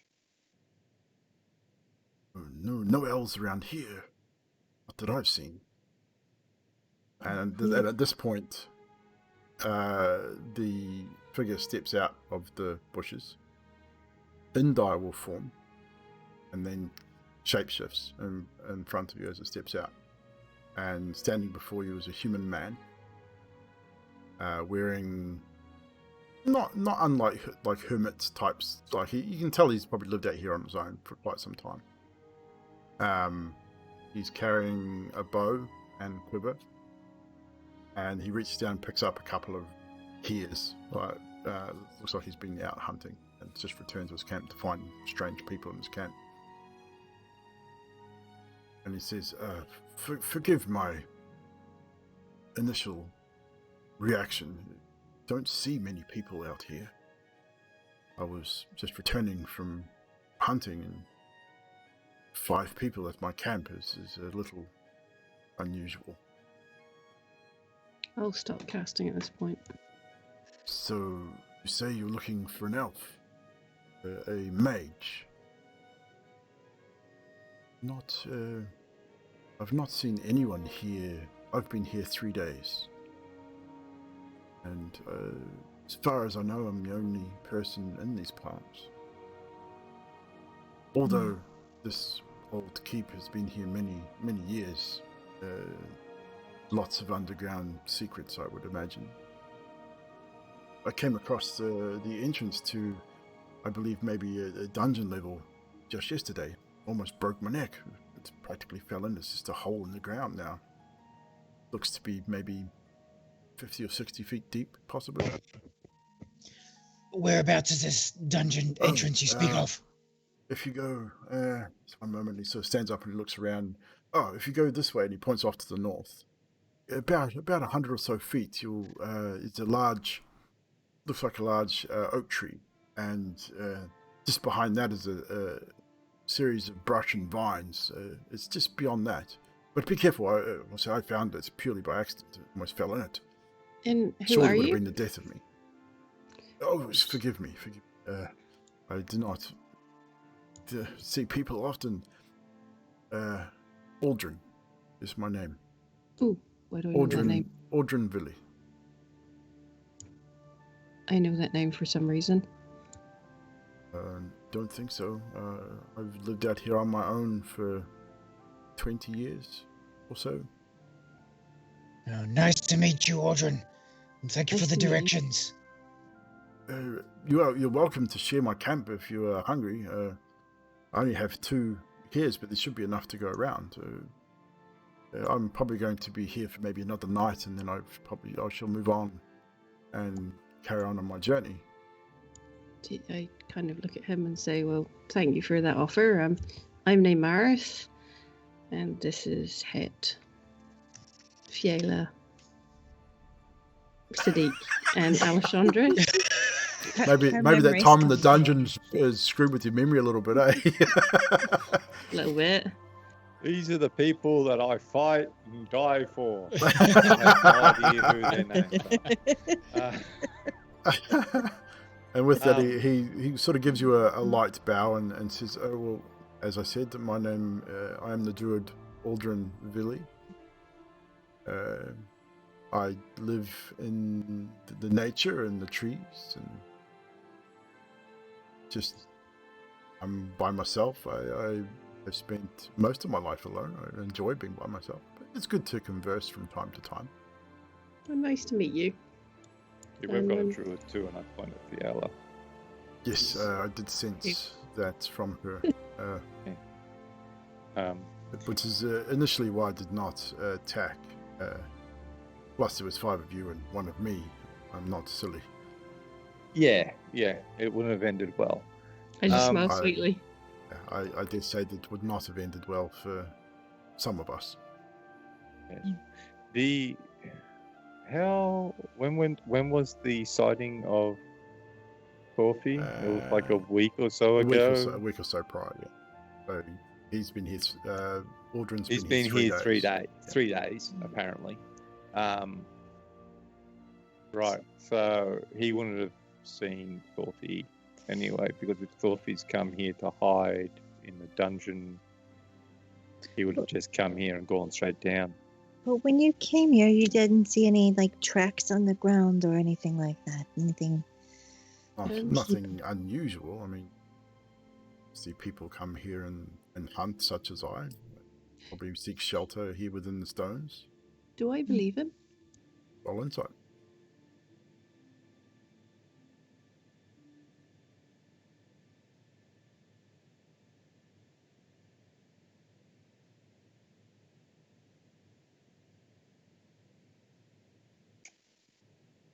And now she can't even find her one little button that says 15. 15. I rolled 15. He seems truthful. There's nothing that you can see that would lead you to believe otherwise. Well, it's very kind that you've offered us, you say, some hares? Yes. There are a lot of here in this area. I have gotten 1 or 2 each day since I've been here. Very tasty. I mean, the hares are only like yay big, right? I don't know if it's going to help much. They're about twice the size as rabbits, so they're a little bit larger than that. So they're a good size meal for maybe one person, like a single hare. Het can help you out, maybe. And Het puts his backpack on the ground and starts rummaging through and goes, "Oh, I forgot about this." And he pulls out the dragon wormling claw that he kept way back. You got that right back at the start. So it's been in your pack for approximately 7 months. Dripping and mummified. It's pretty rotten and it stinks. Oh, that's been here for so long. No wonder you guys say I smell. Where did you get that head? It was, I don't know, way back with a couple of other dudes we traveled with.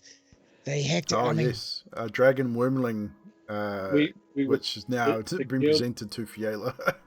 Oh, crap. And Het just throws it off into the bush behind him. I'm so sorry. Scully, why didn't you hide that away? Did you guys kill a dragon? Okay. To be fair, we were tasked to take out a black dragon. It put up a good fight. To be fair, it attacked us. We didn't actually attack it. I was like, shh, that didn't help. I'm gonna just walk away and look for this hole.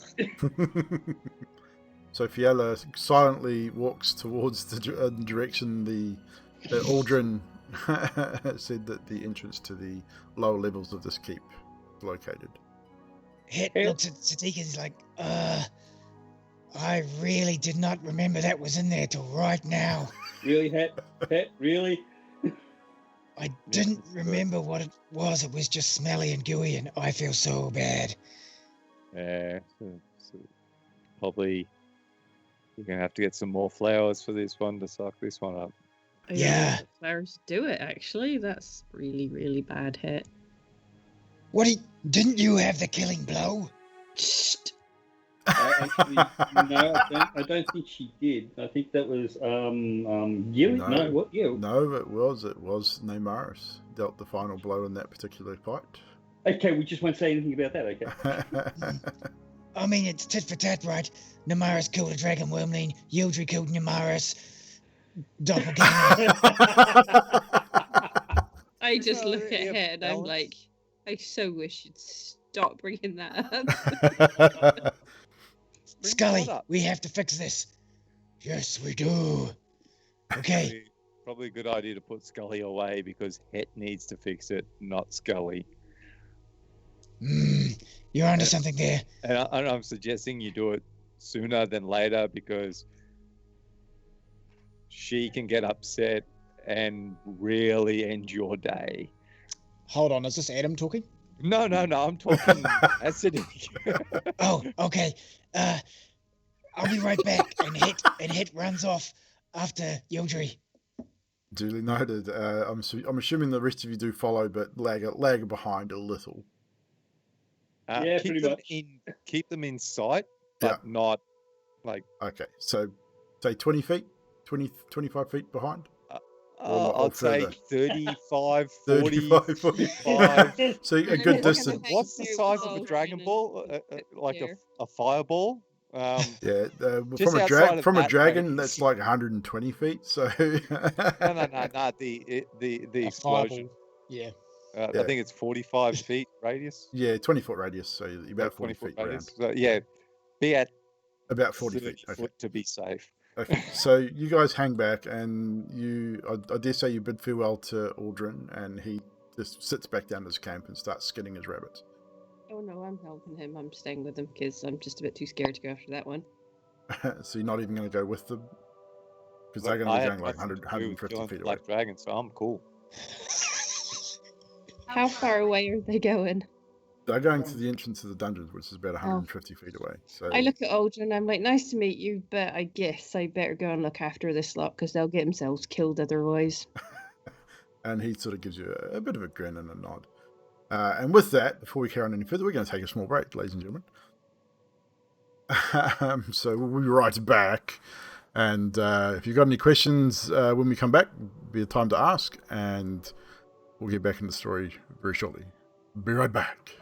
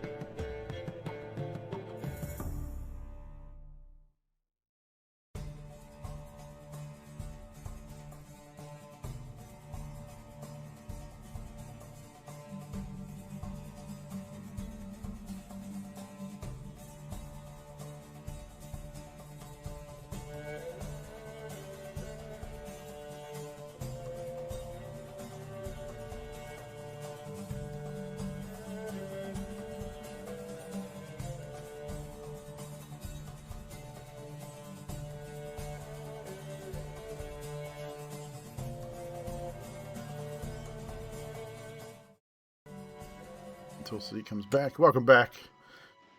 Just waiting on Sadiq to come back, and we'll get back into the story. So, chat, what's up? See a few clips making it into the chat tonight. Couple of mentions here. We had Aladream dropping 5 gifted tier 1 subs, and resub himself for 9 months.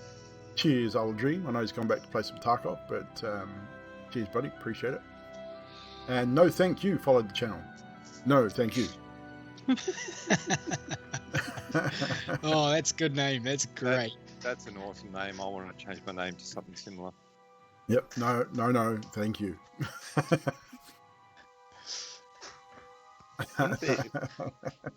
Wouldn't it be interesting? Like you have to do one like say follower followed.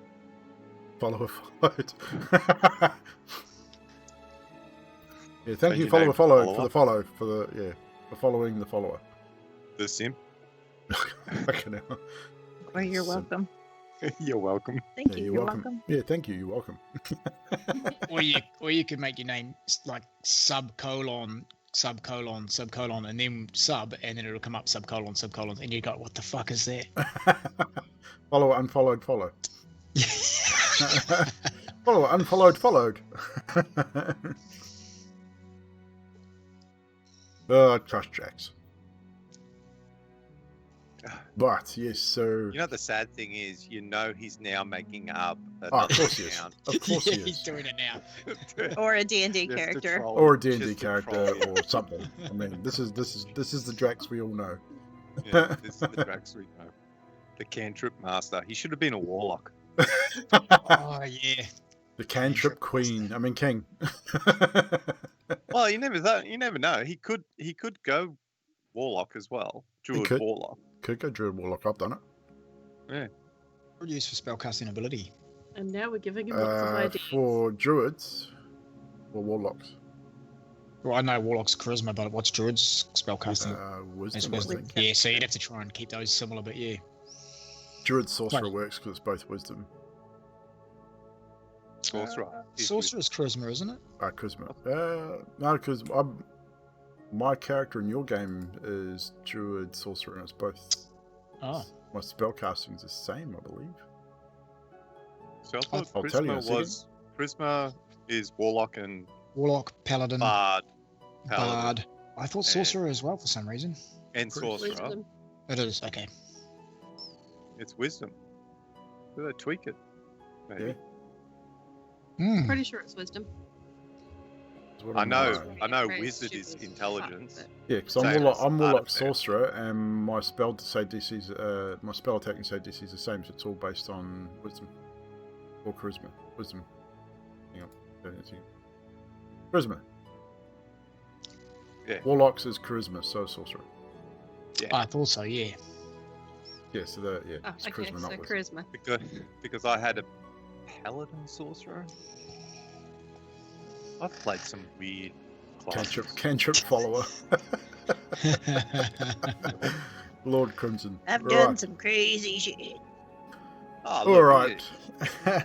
It's fun to try to do that, just to find a weird classing Oh yeah, dude. mash. I mean, I've done a mashup. I did Warlock Druid for a bit, and then Warlock Sorcerer, straight Warlock. Sort of play around with it. I was actually toying with a Warlock Rogue at one point, and going. Actually, that would be pretty arcane, cool. Going Arcane Trickster on the Rogue. That would be really cool. Bardlock works pretty well. Bardlock, yeah, Bardlock Cleric. No, but Bard and Rogue goes really well. Because could you do. can't, Yeah. because of the Bard giving you proficiency. Oh, with yeah, freaking the half everything. proficiency in That- Jack of all That's trades. awesome. Yeah. Yeah, and then you got the Rogue who can become an expert at something. Yeah, comes That's pretty. Yeah, way overpowered. you got to be careful, because you can become OP pretty quickly. Oh, there's nothing wrong with that. It just I mean, takes there's it nothing just wrong makes with the it. DM to slap Yeah, you down. there's nothing wrong with it as long as you've got an experienced DM who can Yeah. deal with that sort of stuff. If you've got a pretty new DM that doesn't really understand how a lot of that sort of works, it can be really difficult for the DM to deal with a character like that. Yeah. Which unfortunately our good friend Cam discovered. Yeah, freaking, He's doing all right though. in on it for the present moment, monkey. Yeah, I think he just got a bit discouraged by the whole thing. He just needed to take a break, and he'll get back into it. He'll figure it out. Well, no matter what, he's doing a good story, and it is a good story, and I want to watch it. But that's why I said to him. I said to him, don't cancel it. Just take a break and come back to it, because I think that story is going to be really cool with what with the changes he's made to it. So I think he's decided he's not going to cancel it. He's just putting it on hold for a bit. Yeah, so I think he's overwhelmed because he's got this huge idea of what to do, but doesn't have the experience behind him to actually make it. And that's and having a difficult player on top, and having a difficult player on top of it certainly didn't help. Maybe he needs more experienced players to deal with. And this is why he's enjoying the Wednesday with us. And like I said, he's really keen to possibly be part of the VTM, and he's going to be part of the multi-shot.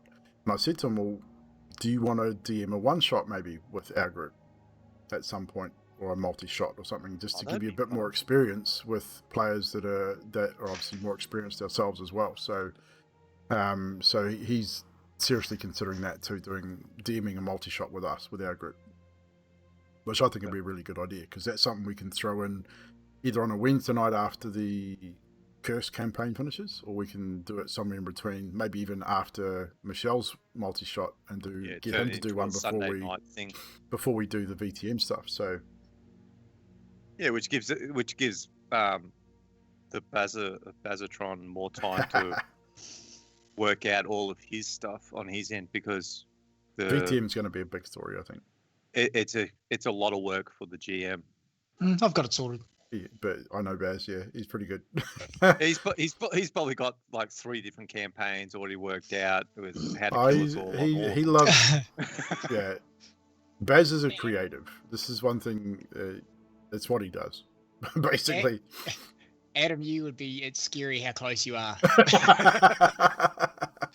Yeah, you hit me as a Matt Mercer.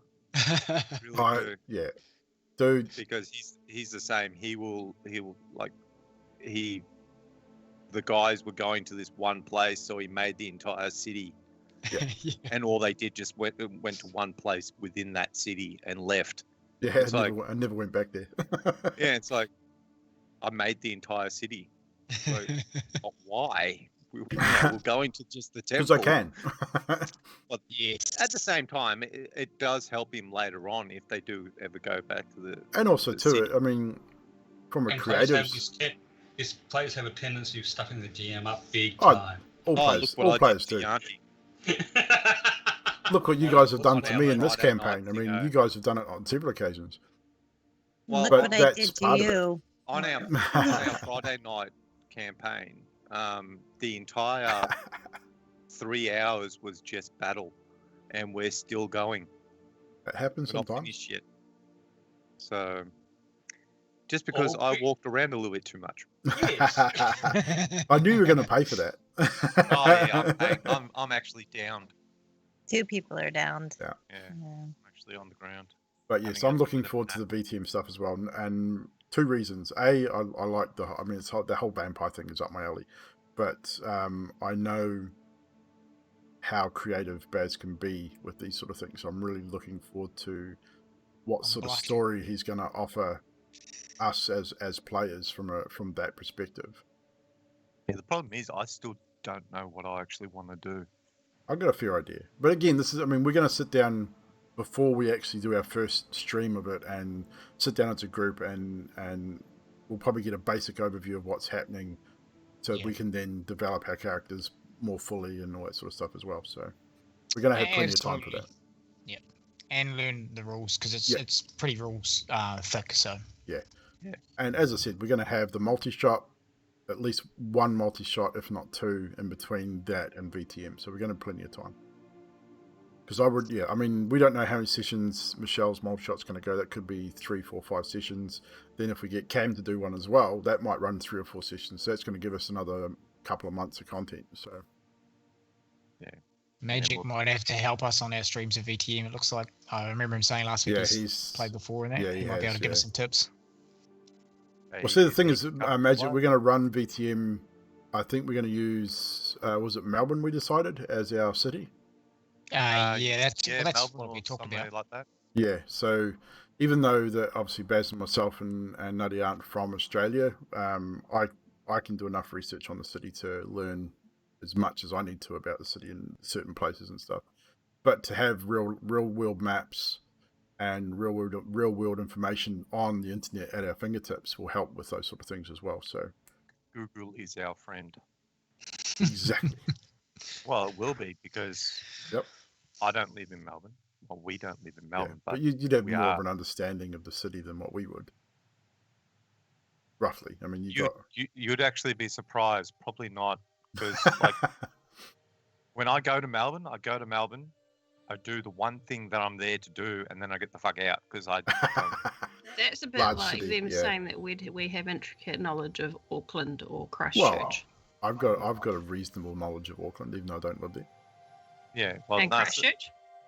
Christchurch not so much, but yeah. So it's literally I'm a country boy, born and raised. I can't deal with the city. I don't like cities. I don't like big cities either, even though technically Nutty and I live in a city, kinda. It's a small city. Yeah. I'd prefer to live in a small town. What's that? I loved London, but too old for What? big cities now. Ugh, London. Ugh. Oh, did you live in England? 14 years. She's a dual citizen, is what she won't tell you. Ah, She's a citizen of England. she's a true pom. Here's a problem. Anywho, we should get back into the story before we talk the rest of the stream away. We've talked about another 20 minutes or so. But that's good. This is what this show's all about. So, Het and Ildri have walked forward Ildri has walked forward. Het is following behind after inadvertently upsetting Ildri with the producing of a black dragon claw, a youngling that the original Lions of Valonde, or the original group before you became the Lions, Het, Alessandros, Neymaris, Gillian, and Azulan were tasked to take care of on their trials to join the Order of the Black Lion. Has now upset Ildri, so Het is chasing after Ildri, and the rest of you are trailing behind some distance just in case something bad happens. So with that, we'll rejoin you there as Ildri, you surge forward, searching for the oak tree and the entrance to the lower levels of this old keep. So we will leave it up to you, Het, because I dare say you're probably the first to say something at this point.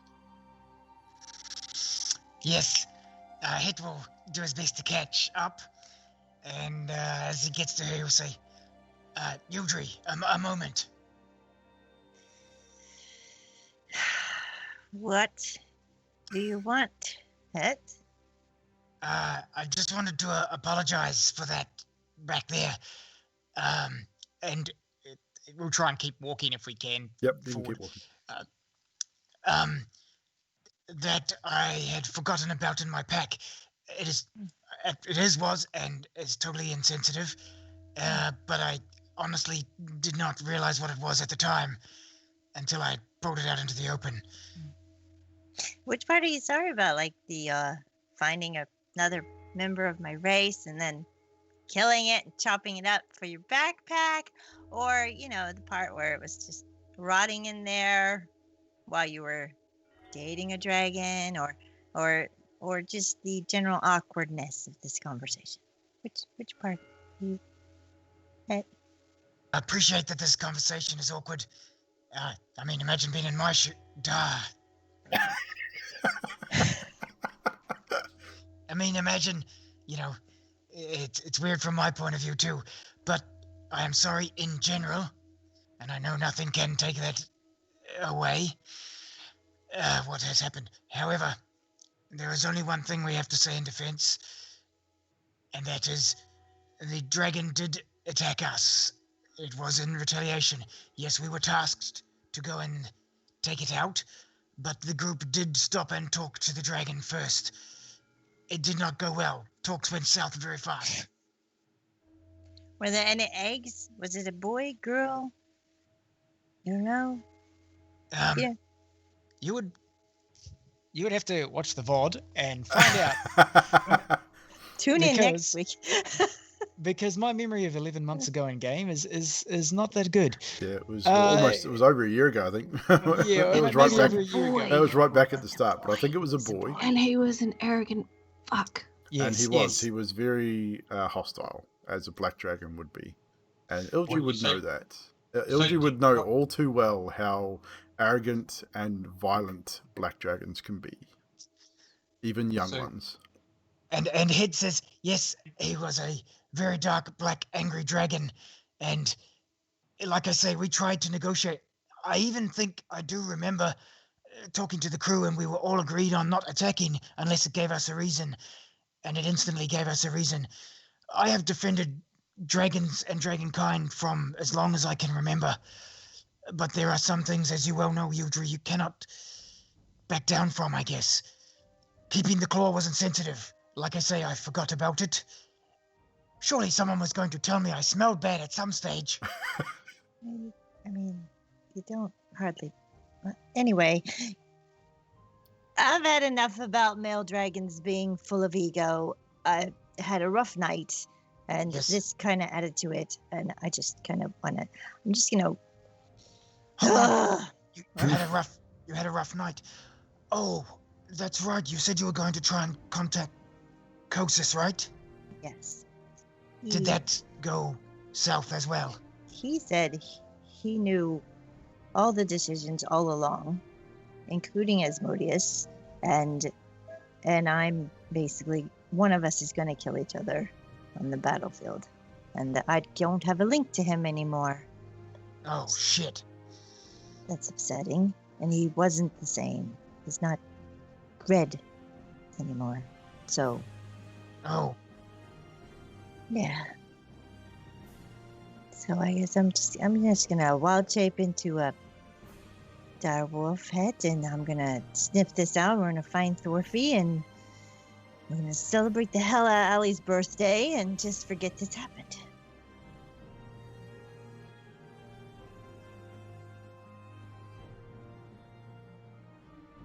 As I'm walking along quite a fair way behind them, I'm just finding little bits and flowers to pick.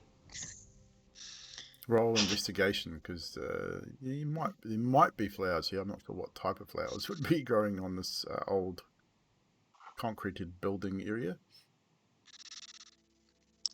It says that's cool, Yildri. I do apologize with all that I have. But yes, we should focus. Yeah. You find a few small wildflowers, nothing flash though. Oh, I'm picking anything that looks pretty, whether it's bloody thistles or whatever. Okay. How many do you wish to pick though? A handful. It's pretty sparse. A small handful. Okay. So with that, Ilja, you're going to wild shape into a direwolf, because I'm going to try and sniff for any beings or openings or anything. Okay, so you roll perception with your, I think it's advantage for the sense of smell. Or is it keen smell or keen sight with a direwolf? I can't remember. Keen hearing and smell. They have advantage. Roll with advantage. Yeah. So roll with advantage to try and sniff out the potential entrance to this underground portion of the keep. 22. You watch as Fiella's form melts down into the large, hairy, snarling face of a direwolf.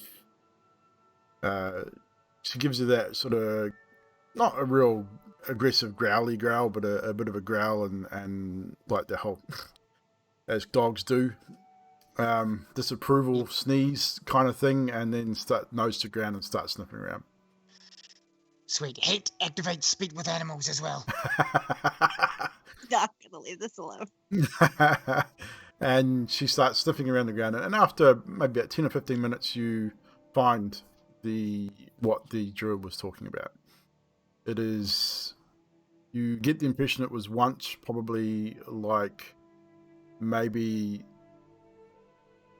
it would have been the stairwell of maybe a way to get down, but the stairs have long since collapsed, leaving nothing but a hole in the ground covered by vines and brush. Looking, does the direwolf have dark vision? Pretty sure it does. I would assume a direwolf would have dark vision. I don't Doesn't say, does it? see it. No, it No, doesn't so- say. Or you wouldn't be able to see the bottom. Then all you would probably see is just it just goes into darkness. So it's fairly deep. If Het was to join you at this point, Het with his vision would be able to see that it's roughly about 50 or 60 feet deep. Yes, Before- Het before you would reach follow ground. right next to her. So you do indeed. It's the hole itself is probably 15 feet by 15 feet. Not entirely square. It's like you'll see the edges of where the stairs were, and it's all fallen apart and fallen away. Yildri, and because I have speak with animals, you can understand me. Yildri, this hole. This is almost as big and deep as the hole I dug about 10 minutes ago. This could be Not the quite entrance. as big. It's a little smaller than the one you dug. Okay, I will fill that hole as soon as I can. Oh,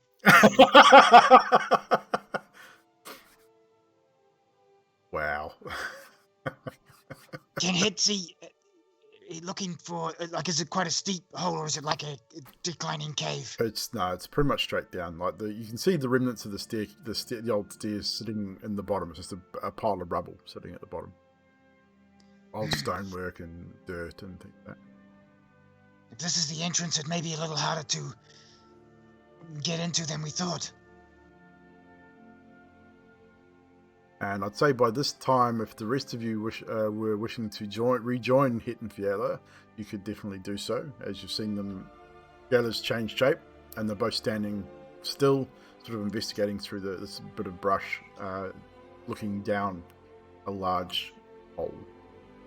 Het speaks to Fiala and Animal, and he says, "Don't blame them. Take it out on me."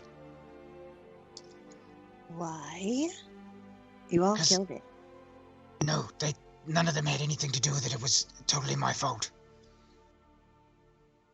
Just don't take it out on them. Who killed the dragon?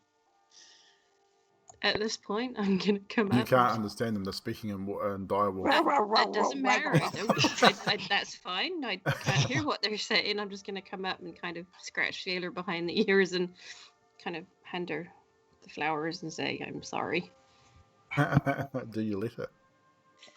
I'm very grumpy. I want to, but I'm very like. What do you do, Fiala, as Nemara scratches you behind your ear in direwolf form and presents you with a small bunch of wildflowers? I growl a little, but then I like bite the flowers, like. And eat them. And I move my hand very quickly because that was very close to my fingers.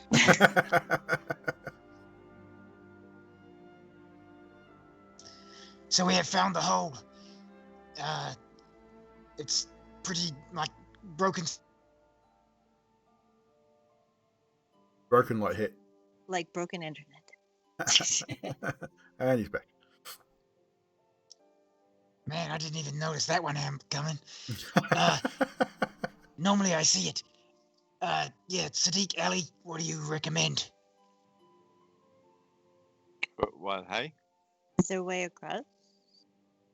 Yeah, to get... Is it, It's Getting pretty in much here. straight down. How deep's the hole? 60 feet-ish. Straight down. Okay, I push because Ali in. No, sorry.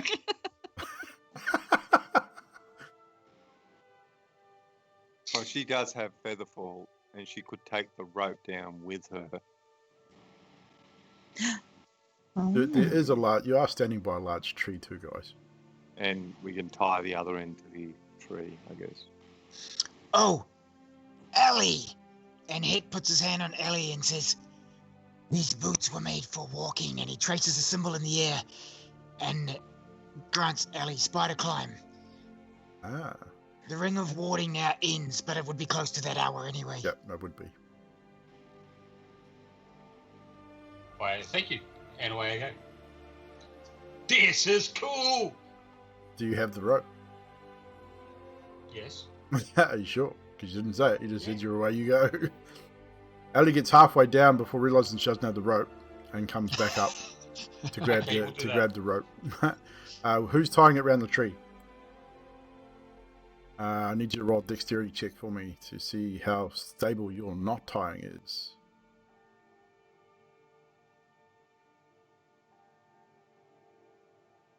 I rolled a 19. 19, well done. So you tie your time within the city guard. You learned how to tie a knot or two. So you tie it off around the tree. How long is this particular piece of rope? 50 feet.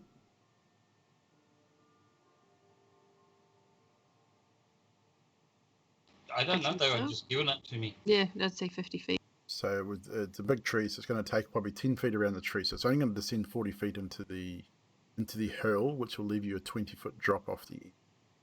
Unless you have more rope, which you could then tie on the end. Yeah, do that. Give you my rope, Allie, I think. Oh, actually, she can't hear me. I would assume that you guys you'd know that you wouldn't have had enough, so you would add another piece on the end. So we'll use the same knot rope. My 50-foot we'll use to support. Yeah, so we'll use the same knot tying to extend it onto rope. So Ali just walks down the inside of this cavern. You go down to the lip and you end up upside down for a moment as you walk across the almost like a small ceiling portion, and then down the interior of this collapse. And you make it to the bottom. Do you still have your goggles on? Yes. You have got light coming through from the day through this top part, but you can now see around you. You're in a bit of a small open chamber, maybe 15 feet wide, about 20 feet long, and it leads into a corridor, which looks like it may be another set of stairs leading down. But the rope is now in the hole without too many hassles. You're on the bottom, and the rest of you should now be able to descend the rope. And while they're doing that, I'm just crawling around the walls and. How long does that last for, Hit? It's like a minute or something, is it? No, 1 hour. 1 hour? Okay, well, there you go. So he's wandering around the walls, having fun with that. So who's going down the rope first? I'll go next after Ellie, but I'll look at Het and go, are you able to cast that spell again on yourself? Unfortunately, I have to keep my mind focused on the one that's going, so no. Unless... As I said, are you able to cast that on yourself? Oh, so if I do that now, he would fall off the ceiling. Oh, yes. and at the same time, I don't think this hemp rope, like last time we lowered you down, we actually had to use 2 ropes at once because you're not light, Het. Sorry to say, but you're not light. Oh, I see what you're saying. I guess you could use the spider climb with the rope to try to speak to Het in growly form. Get Het. Maybe you could have Ali let you borrow the ring and Featherfall. That is a good idea. Has to be attuned. Well, never mind. I will ask Bravo. Ellie. Oh, no, Yudri says... sorry, Ellie. Yudri says, can I borrow your ring? And I reply, I would, but you need to attune to it for it to work. And Het says back to Yudri, no, apparently you have to be tuned to it. Hang on a minute. And he's switching languages back and forth. He says, Ellie... I know everything there is about tuning. I tune my lute all the time. Just take my paws and like. I Attuned. Fiala cast Attuned. the face Attuned. palm spell. Oh, attuned. This hole, how deep was it? Did we say 60 feet? 60 feet. Yes. Yes, approximately 60 feet. Hit looks up at the guys and says, "It's okay," and he steps backward down the hole and falls halfway, and then hits Misty Step just before he needs to and gets to the bottom. And you watch his hit falls. And then as I'm assuming you're both looking as he does so, he falls, and then about halfway down he just vanishes and appears on the bottom. Just and standing there looking up at you guys. He looks up at Yildri and takes a bow. And Sadiq, you going next, you said? I'm wondering if I should use this ability that I've never actually used before. Up to you. Well, it doesn't. Yeah, no. Because it's more of a walking around type thing. So, no, I'll leave that alone. I'm just gonna climb down with because Yeah, you don't need to make a strength check. Your strength is more than sufficient to support your own weight down this rope. Who's going next? Namaris? You're the same. You've got enough strength, even though you've been through a bit and you're not as strong as you once were, but you're able to go hand over hand down this rope. Ildri in wolf form, however, how are you descending down this particular rope? Can wild shape into a giant wolf spider using my last wild shape, and go down in spider form. Yeah, so the next thing you see is a large, because you probably don't see her change, it's when she's up above, and you're waiting for Fiala to come down, and all you see is the legs of a large hairy spider press the top of this hole and then start to move around underneath onto the portion that's still sealing, and then down the wall towards you. I would be whipping out my axe. No, my sword. My swax. The swags. I'm getting ready to The chop it. never-ending axe sword. So Nomaris readies her sword as she sees this giant spider crest the top of the hole and start descending towards you. I see that and scamper away. Still on the wall? Yeah. I'm just holding it just in case it attacks. Okay. Het and Sadiq, you'd all see it because you're all waiting for Fiala. I'm just What going to is sit there what and is go, your reaction? guys, that's probably Fiala, because there's no spiders around upstairs. Oh, And yeah. now there's a spider. Hit says, "That reminds me. Kilik, fly down and spider form down the wall." And Collect What? does so. Is he still invisible? Yes. Oh, no, when he changes forms, he would have to go uninvisible, so no. So he'd be visible as he changed forms. Okay. Yeah. So you see another small ethereal white spider appear and descend down the wall as well. You're totally not helping the situation. Helping what situation? What? Yeah. What did I do wrong? Well, where do we We start? had one big spider and then we have a little one, so which one do I look at first? Oh. Don't kill these spiders. Namaris, think forward. Always look ahead. And I just look at it and I'm like, what are you talking about? Half the time he doesn't know either, so don't worry about it. I'm pretty sure the little spider is an ally. And I'm also pretty sure the big spider is an ally. And I look at, and I'm like, okay, so I put my sword away and I'm looking, that's failure, isn't it? I show the flowers. I had spider flower in my. Did still have them in your mouth, yeah. All right, okay. Sorry, that could have been a bit messy. I'm just going to restart my Skype, guys. No worries. We will wait for you. Just wait for So, Tracy to come back, and I'll describe what you are currently seeing.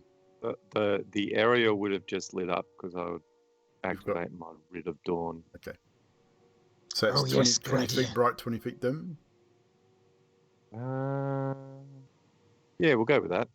I think it's the same with most. I know it's 10 feet bright, 10 feet dim with your right. Yeah, it's up to 20 feet. Yeah. Light of 20 feet. So it would light up this area relatively well. Oh, no. Wait a minute. That doesn't make sense. It says bright light out to a radius of 20 feet. That's it. Yeah, it'd be dim another 20 feet. Generally, most lights, if it's bright to 20, it's dim for a further 20. Alright, so there you go. It's pretty standard for most light sources. So it lights this area up quite nicely. And Alessandros is standing on the wall to your right. Not for long.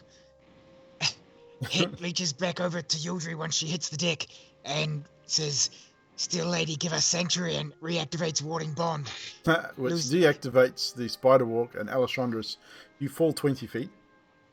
Oh shit, it was at that high. But you have the ring of Featherfall on Yes, still, I do. so you don't Yes, take I any do. damage as you fall. You start to fall and the ring kicks in, and you slowly descend towards the floor. You're still lying on the floor as you land because you weren't expecting it. You don't land on your feet, you kind of land on your butt, but softly. Little warning next time, Het, please. Sorry, my mind was elsewhere. Usually is these days. Ow, what do you mean by that? Ouch. Shots fired. And with that, you all are now standing in what appears to be not unlike almost like a basement sort of entrance area. Where you've descended down, you can see the remnants of the old wooden staircase that would have been here, that's long rotted and fallen away. And bits of rotted timber and dirt and old debris is lying around this room. There is a cave-in directly behind you, which would lead you to believe there was once maybe a corridor leading in that direction. In front of you, about 30 feet, is another small alcove, which you would be able to see very clearly. Everyone else would probably just be able to make this out. Looks like another stairwell, which leads down. Stairwell leading down, team.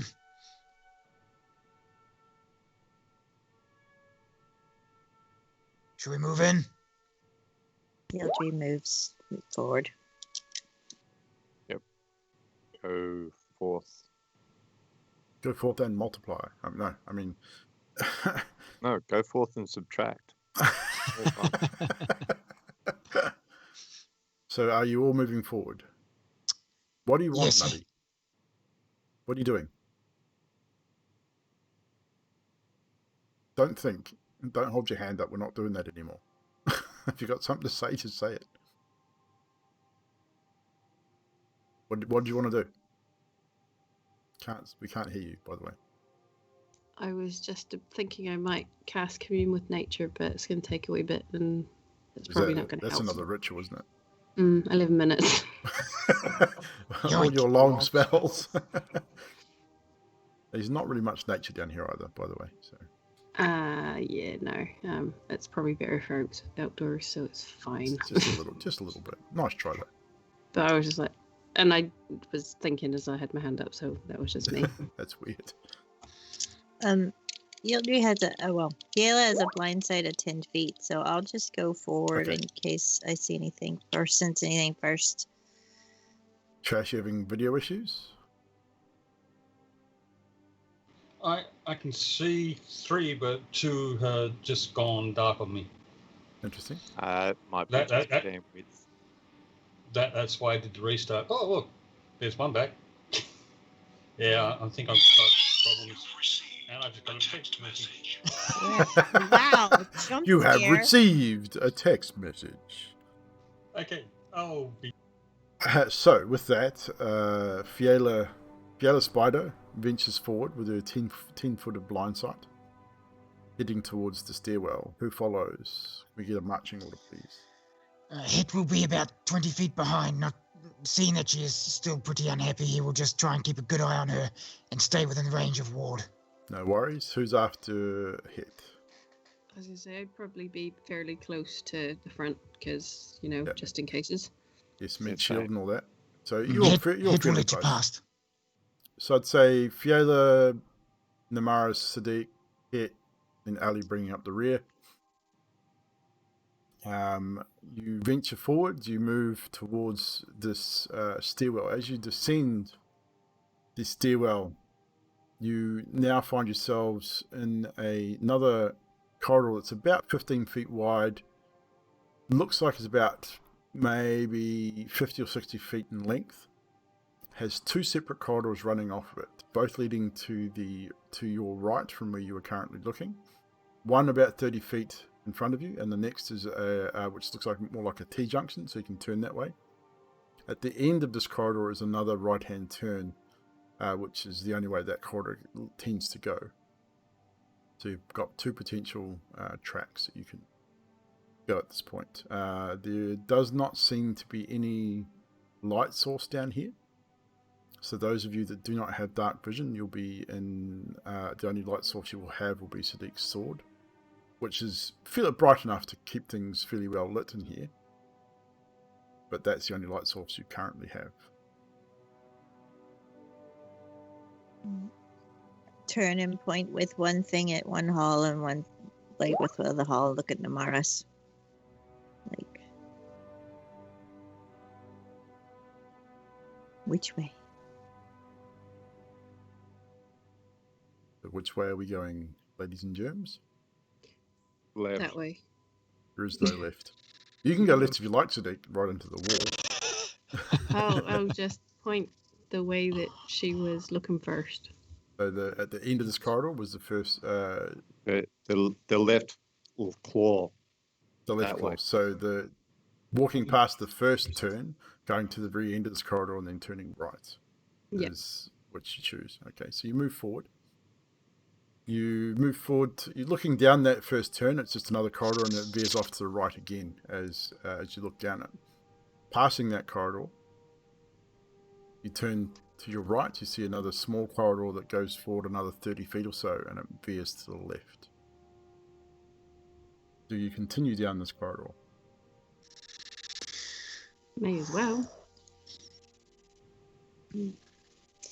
I'm gonna mark with.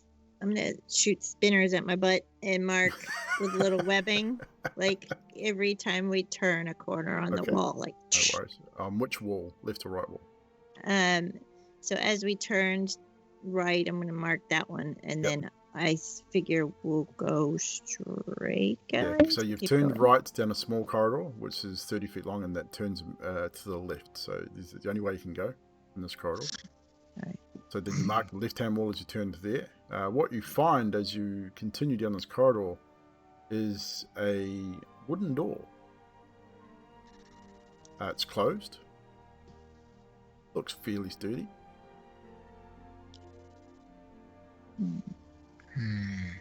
Hex, Try- Sister Killick. Go try to right. find Go her. the other way. So you're going to send Killick back the other corridor to have investigate. Correct. And I'm just gonna go and try and open the door. you can try and open the door. That's what we've got Ellie for. I'm gonna spin her at Allie and pull her really fast because I'm really pissed off and just be like, bam, towards the door. Roll. But you Namaris roll is for there that. too, so Yeah, Namaris is right at the front there, so she'd probably get to Yes. the door before you could do that anyway. But yeah, she'll get the door first. Elishon is roll a dexterity saving throw to see if you can remain standing as you get yoinked backwards. But Namaris, 21. you remain standing. You get yoinked backwards about 10 feet, but you remain on your feet. As this spiderweb just grabs you from out of nowhere and just yoinks you towards the door. But Namaris, you reach the door. You attempt to open it, but it seems to be stuck. Doesn't appear to be locked, but it's stuck. It won't. It sort of I'm moves a gonna little bit, oof but then it with doesn't. my shoulder. I need you to roll a. You're just going to try and shoulder charge it, or you're going to try and attack it. No, I'm gonna try and shoulder charge it. Okay, You so know, roll a like, try and- strength check for me, please. I already did, because that's why I ran across, because it ran across the floor on me. So that's a 23. A God 23. DM. Yes. Sorry, DM, as she's doing that, as she's about to barge the door, Het cries out, "Okay, Eldry, I'm just going to go ahead straight for you now. I can see you're upset, and I'm going to fix this." And he just charges at the door at the same time. So I'll get you to roll a strength check also. I do this for you. Gonna make it Pull right. and it's fine. That's a 10. That's a 10. Well, with Namaris is 20-something and you're 10. As you charge forward, Namaris jams your shoulder into the door and it gives. Splinters off its hinges, in fact. It doesn't actually, it's fairly well stuck, but the hinges give way. The door falls forward. Namaris, you sort of need to roll a dex save to see if you, which will be an advantage for you, I believe. See if you remain on your feet. Het, however, if Namaris remains on her feet, you will slam into Namaris as you charge forward, which she does not. Namaris, your footing slips as the door breaks free and drops into the room with a pretty loud thud and cracking of timber. Het, you then, as you surge forward to try and aid Namaris and shoulder charging this door, you will need to make a dexterity saving throw also as the door drops forward, Namaris drops forward, to see if you can avoid falling on both of them or whether you manage to step through. A natural 1. So unfortunately, Getting ready to catch him. Unfortunately, Het, you also catch your foot on the edge of the door as it drops forward and trip and fall, unfortunately landing on top of Namaris, who is also tripped and fallen. Namaris, you're going to take, because the Het's not exactly light, you're going to take 2 bludgeoning damage as Het lands on your ribs and shoulder with the full weight of his body as this door falls inward into this room. So Namaris and Het are now in a pile in this doorway. But Het, as you look up, look up into the room, you find yourselves in a relatively empty room, it seems. Cobblestone floors. A few scattered crates and barrels around, but nothing too much in this room. But there is, looks like, as you're looking around, looks like another door to your left by about 40 or 50 feet in this room. This room's quite large too. It's about 45 feet by 50 feet. I look at Het and I'm like, that one's yours. Can you get off me now, please? So sorry. Het gets up. He looks over at Eldry and says, "I will just keep opening doors until we find thorfi and everything is happy again." And Het just goes straight to the door and opens it. You run straight to the door and open it. This door is unlocked. Just need to find my doors here. You will need to make another dexterity saving throw for me, please. As Het charges towards this next door. As you guys, I dare say you guys would filter into the room behind Namaris and Het as they pick themselves up. And you will then see Het charge towards this door, which looks to be made of iron. 19 plus 5 is 24. On a dex save, holy crap. Yeah, I rolled good. So as you open this door, Het, you uncannily, with that kind of dex save, you hear the scraping sound of stone on stone from above you. And you, which way do you dive, forwards or backwards? I'll give you the choice. Oh. Hearing a scraping sound, Het would dive back. So you jump backwards as a large piece of stone from the ceiling drops and hits the ground right where you were just standing. This stone looks like it's about 10 feet by 10 feet. Probably weighs about a ton. It probably would have killed you if it had hit you. It does crack a little bit. It's partially obscuring the door now, but you still be able to climb over it to get into this room. But yes, you were just narrowly escaped being crushed by a large stone. A bead of sweat runs down Het's head and he says, sort of standing there with his arms wide and says, "Fear me, I am a seventh son, born from Asima, the seventh one. And he steps forward, past the brick. Can I get past it? You can climb over it. It will take a little bit of an effort, but you'll definitely be able to get over it. Come on, it's safe, team. And what you will see when I find my maps, I turn to Audrey. Is he okay? This is not normal. So in the Skype chat, ladies and Germanys, if you are to follow Het, you will see this room. And for the chat, this is the room you will see. You see the remains of what looks to be possibly orc or half orc, still dressed in armor, relatively fresh, bit of blood. Looks like these shackles, chains and shackles on one wall. As you look around the room here, you also see further over the body, another body, looks like it's been skinned. Again, relatively fresh. A few scrapes of blood on the floor. A small stairwell leading upwards to a platform. At the center of this platform is a large sarcophagus. Two large braziers that are still lit and burning away at the top of this platform also. You guys have just entered the door at the bottom of this map, which is down here. So you were all sort of standing in this, just inside this room right now, and yeah, it's very creepy. Like these corpses look like they've not been here very long. Het will stay beside the door now. Seen. So I wanted to inspect the orc. Is it? It's an orc. It looks like an orcish figure. Yeah, just to determine how did it die. You want to check to see check wounds and things like that. So you roll a medicine check for me, please. If you are proficient, add your proficiency modifier. If not, just a straight medicine check. 19.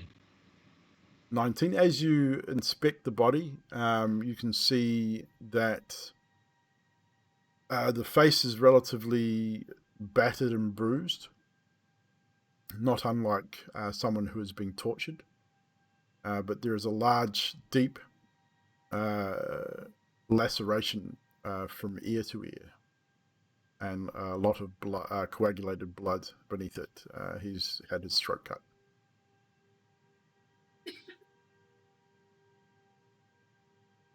Can I determine with my medicine check? Can I determine how long it's been here? Are you proficient in medicine though? No. No, so probably not. Okay. You would. It's definitely been a while, but not too long. Like it's not fresh, but it's not too old that the blood is completely dried. Like the blood's still relatively sticky. Yes, right, and so am I. But I'm going to go check the flayed body. Yeah. With a medicine check. Roll a medicine check, and you are proficient, so... Yes, so my medicine check is 23. It's definitely been skinned, and you get the impression by the look on the remains face, the twisted, haunting, silent scream that appears to be coming from this creature's face, that is very likely that they were flayed alive. Right. Recently? Relatively recently, probably within the last week or so. Okay. And the braziers are lit. alive. They are lit, and they are full, and they are burning bright. So this body was flayed alive within a week, and the braziers are full. So I think this place is being used. Is there any other doors? No other doors in this room.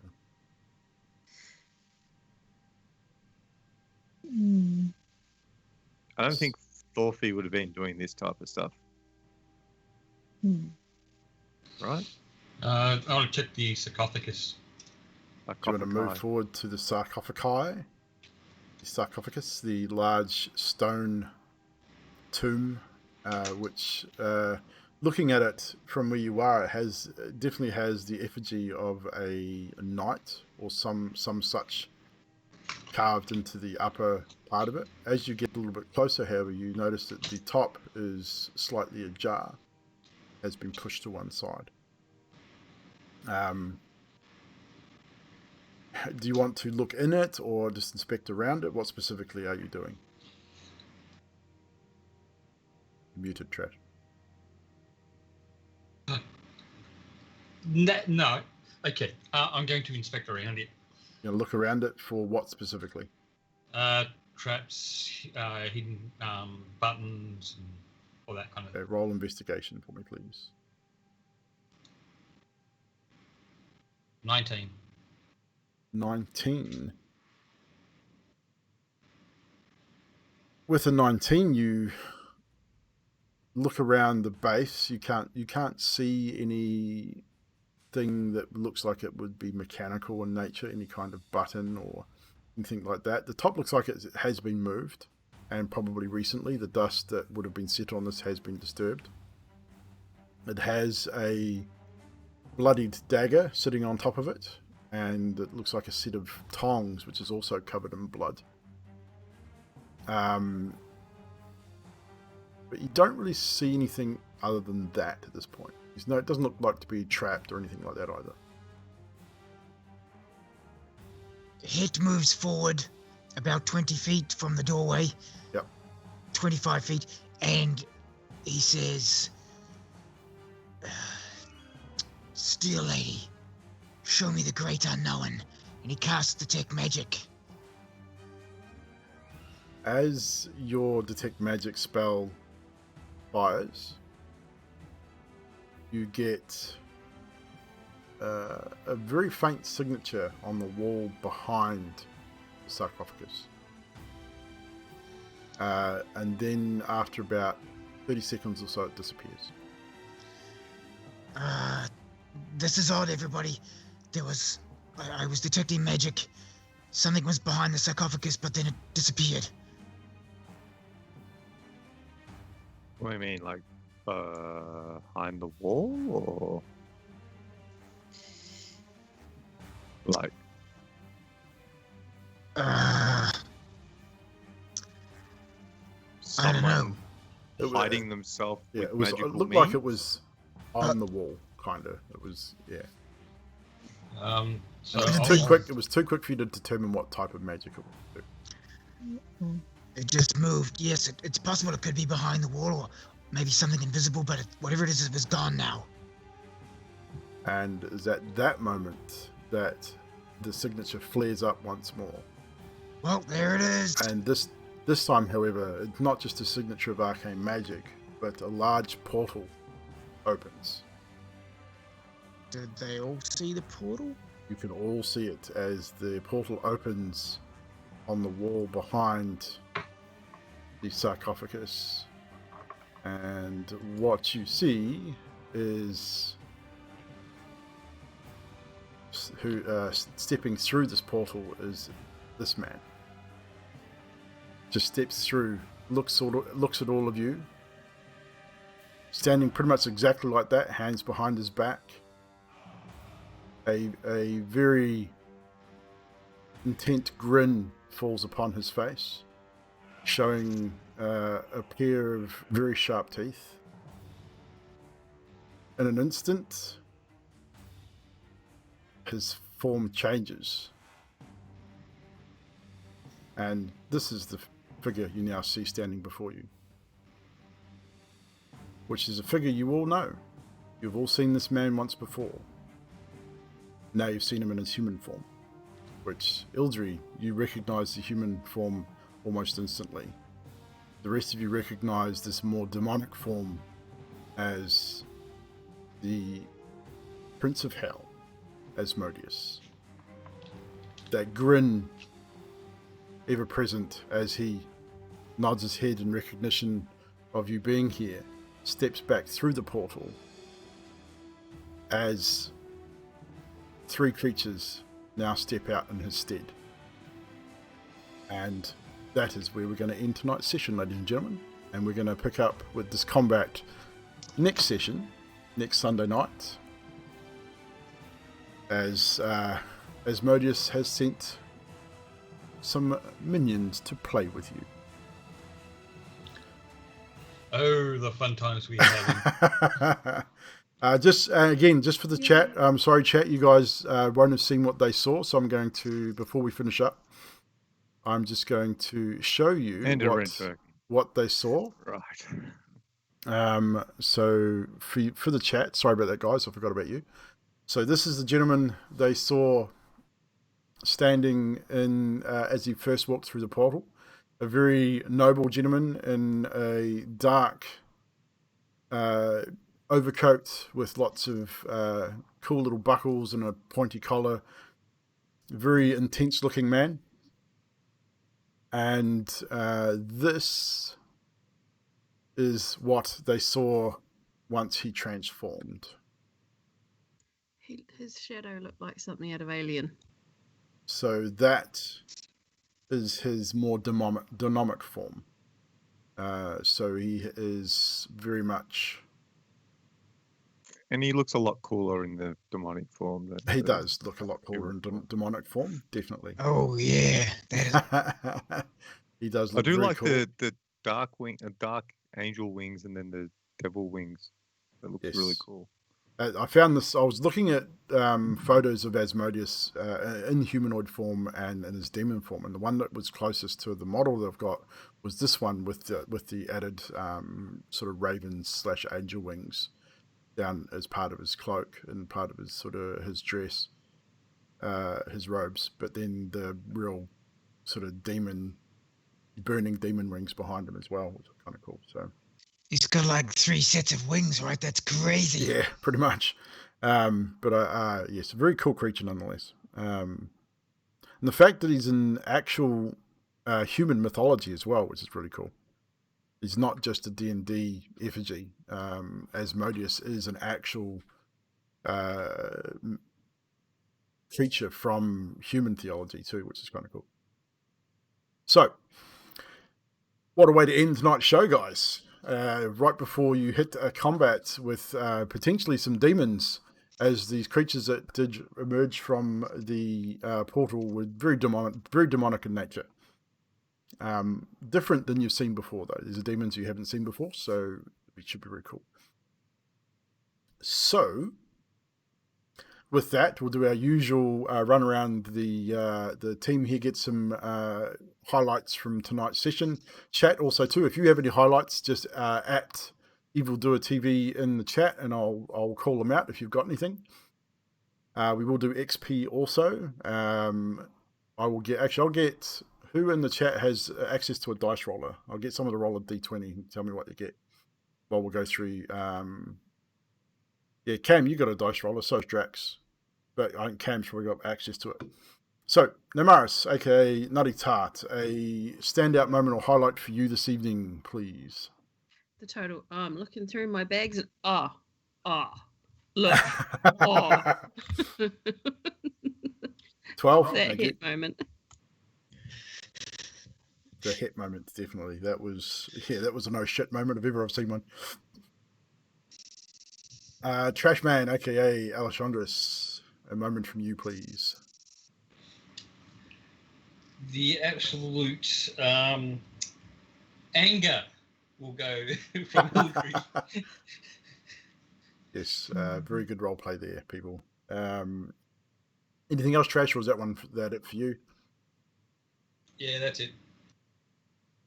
Ildry /Fiela /Michelle. I like the DM's portrayal of Kosis. It was very good. And describing his wings and everything as he flew off.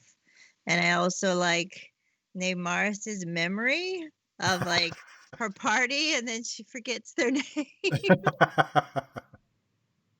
I love that. That was me. Nice. Sadiq, aka Mr. Pegger. Enjoyed the last part of the Asmodeus. showing The up. Asmodeus That was- reveal. That was cool. Het's evil grin when I suggested him spider climbing and stopping Ali from doing it. That was fun. And then also him trying to dig himself out of the hole that he dug himself into with the dragon claw. That was enjoyable as well.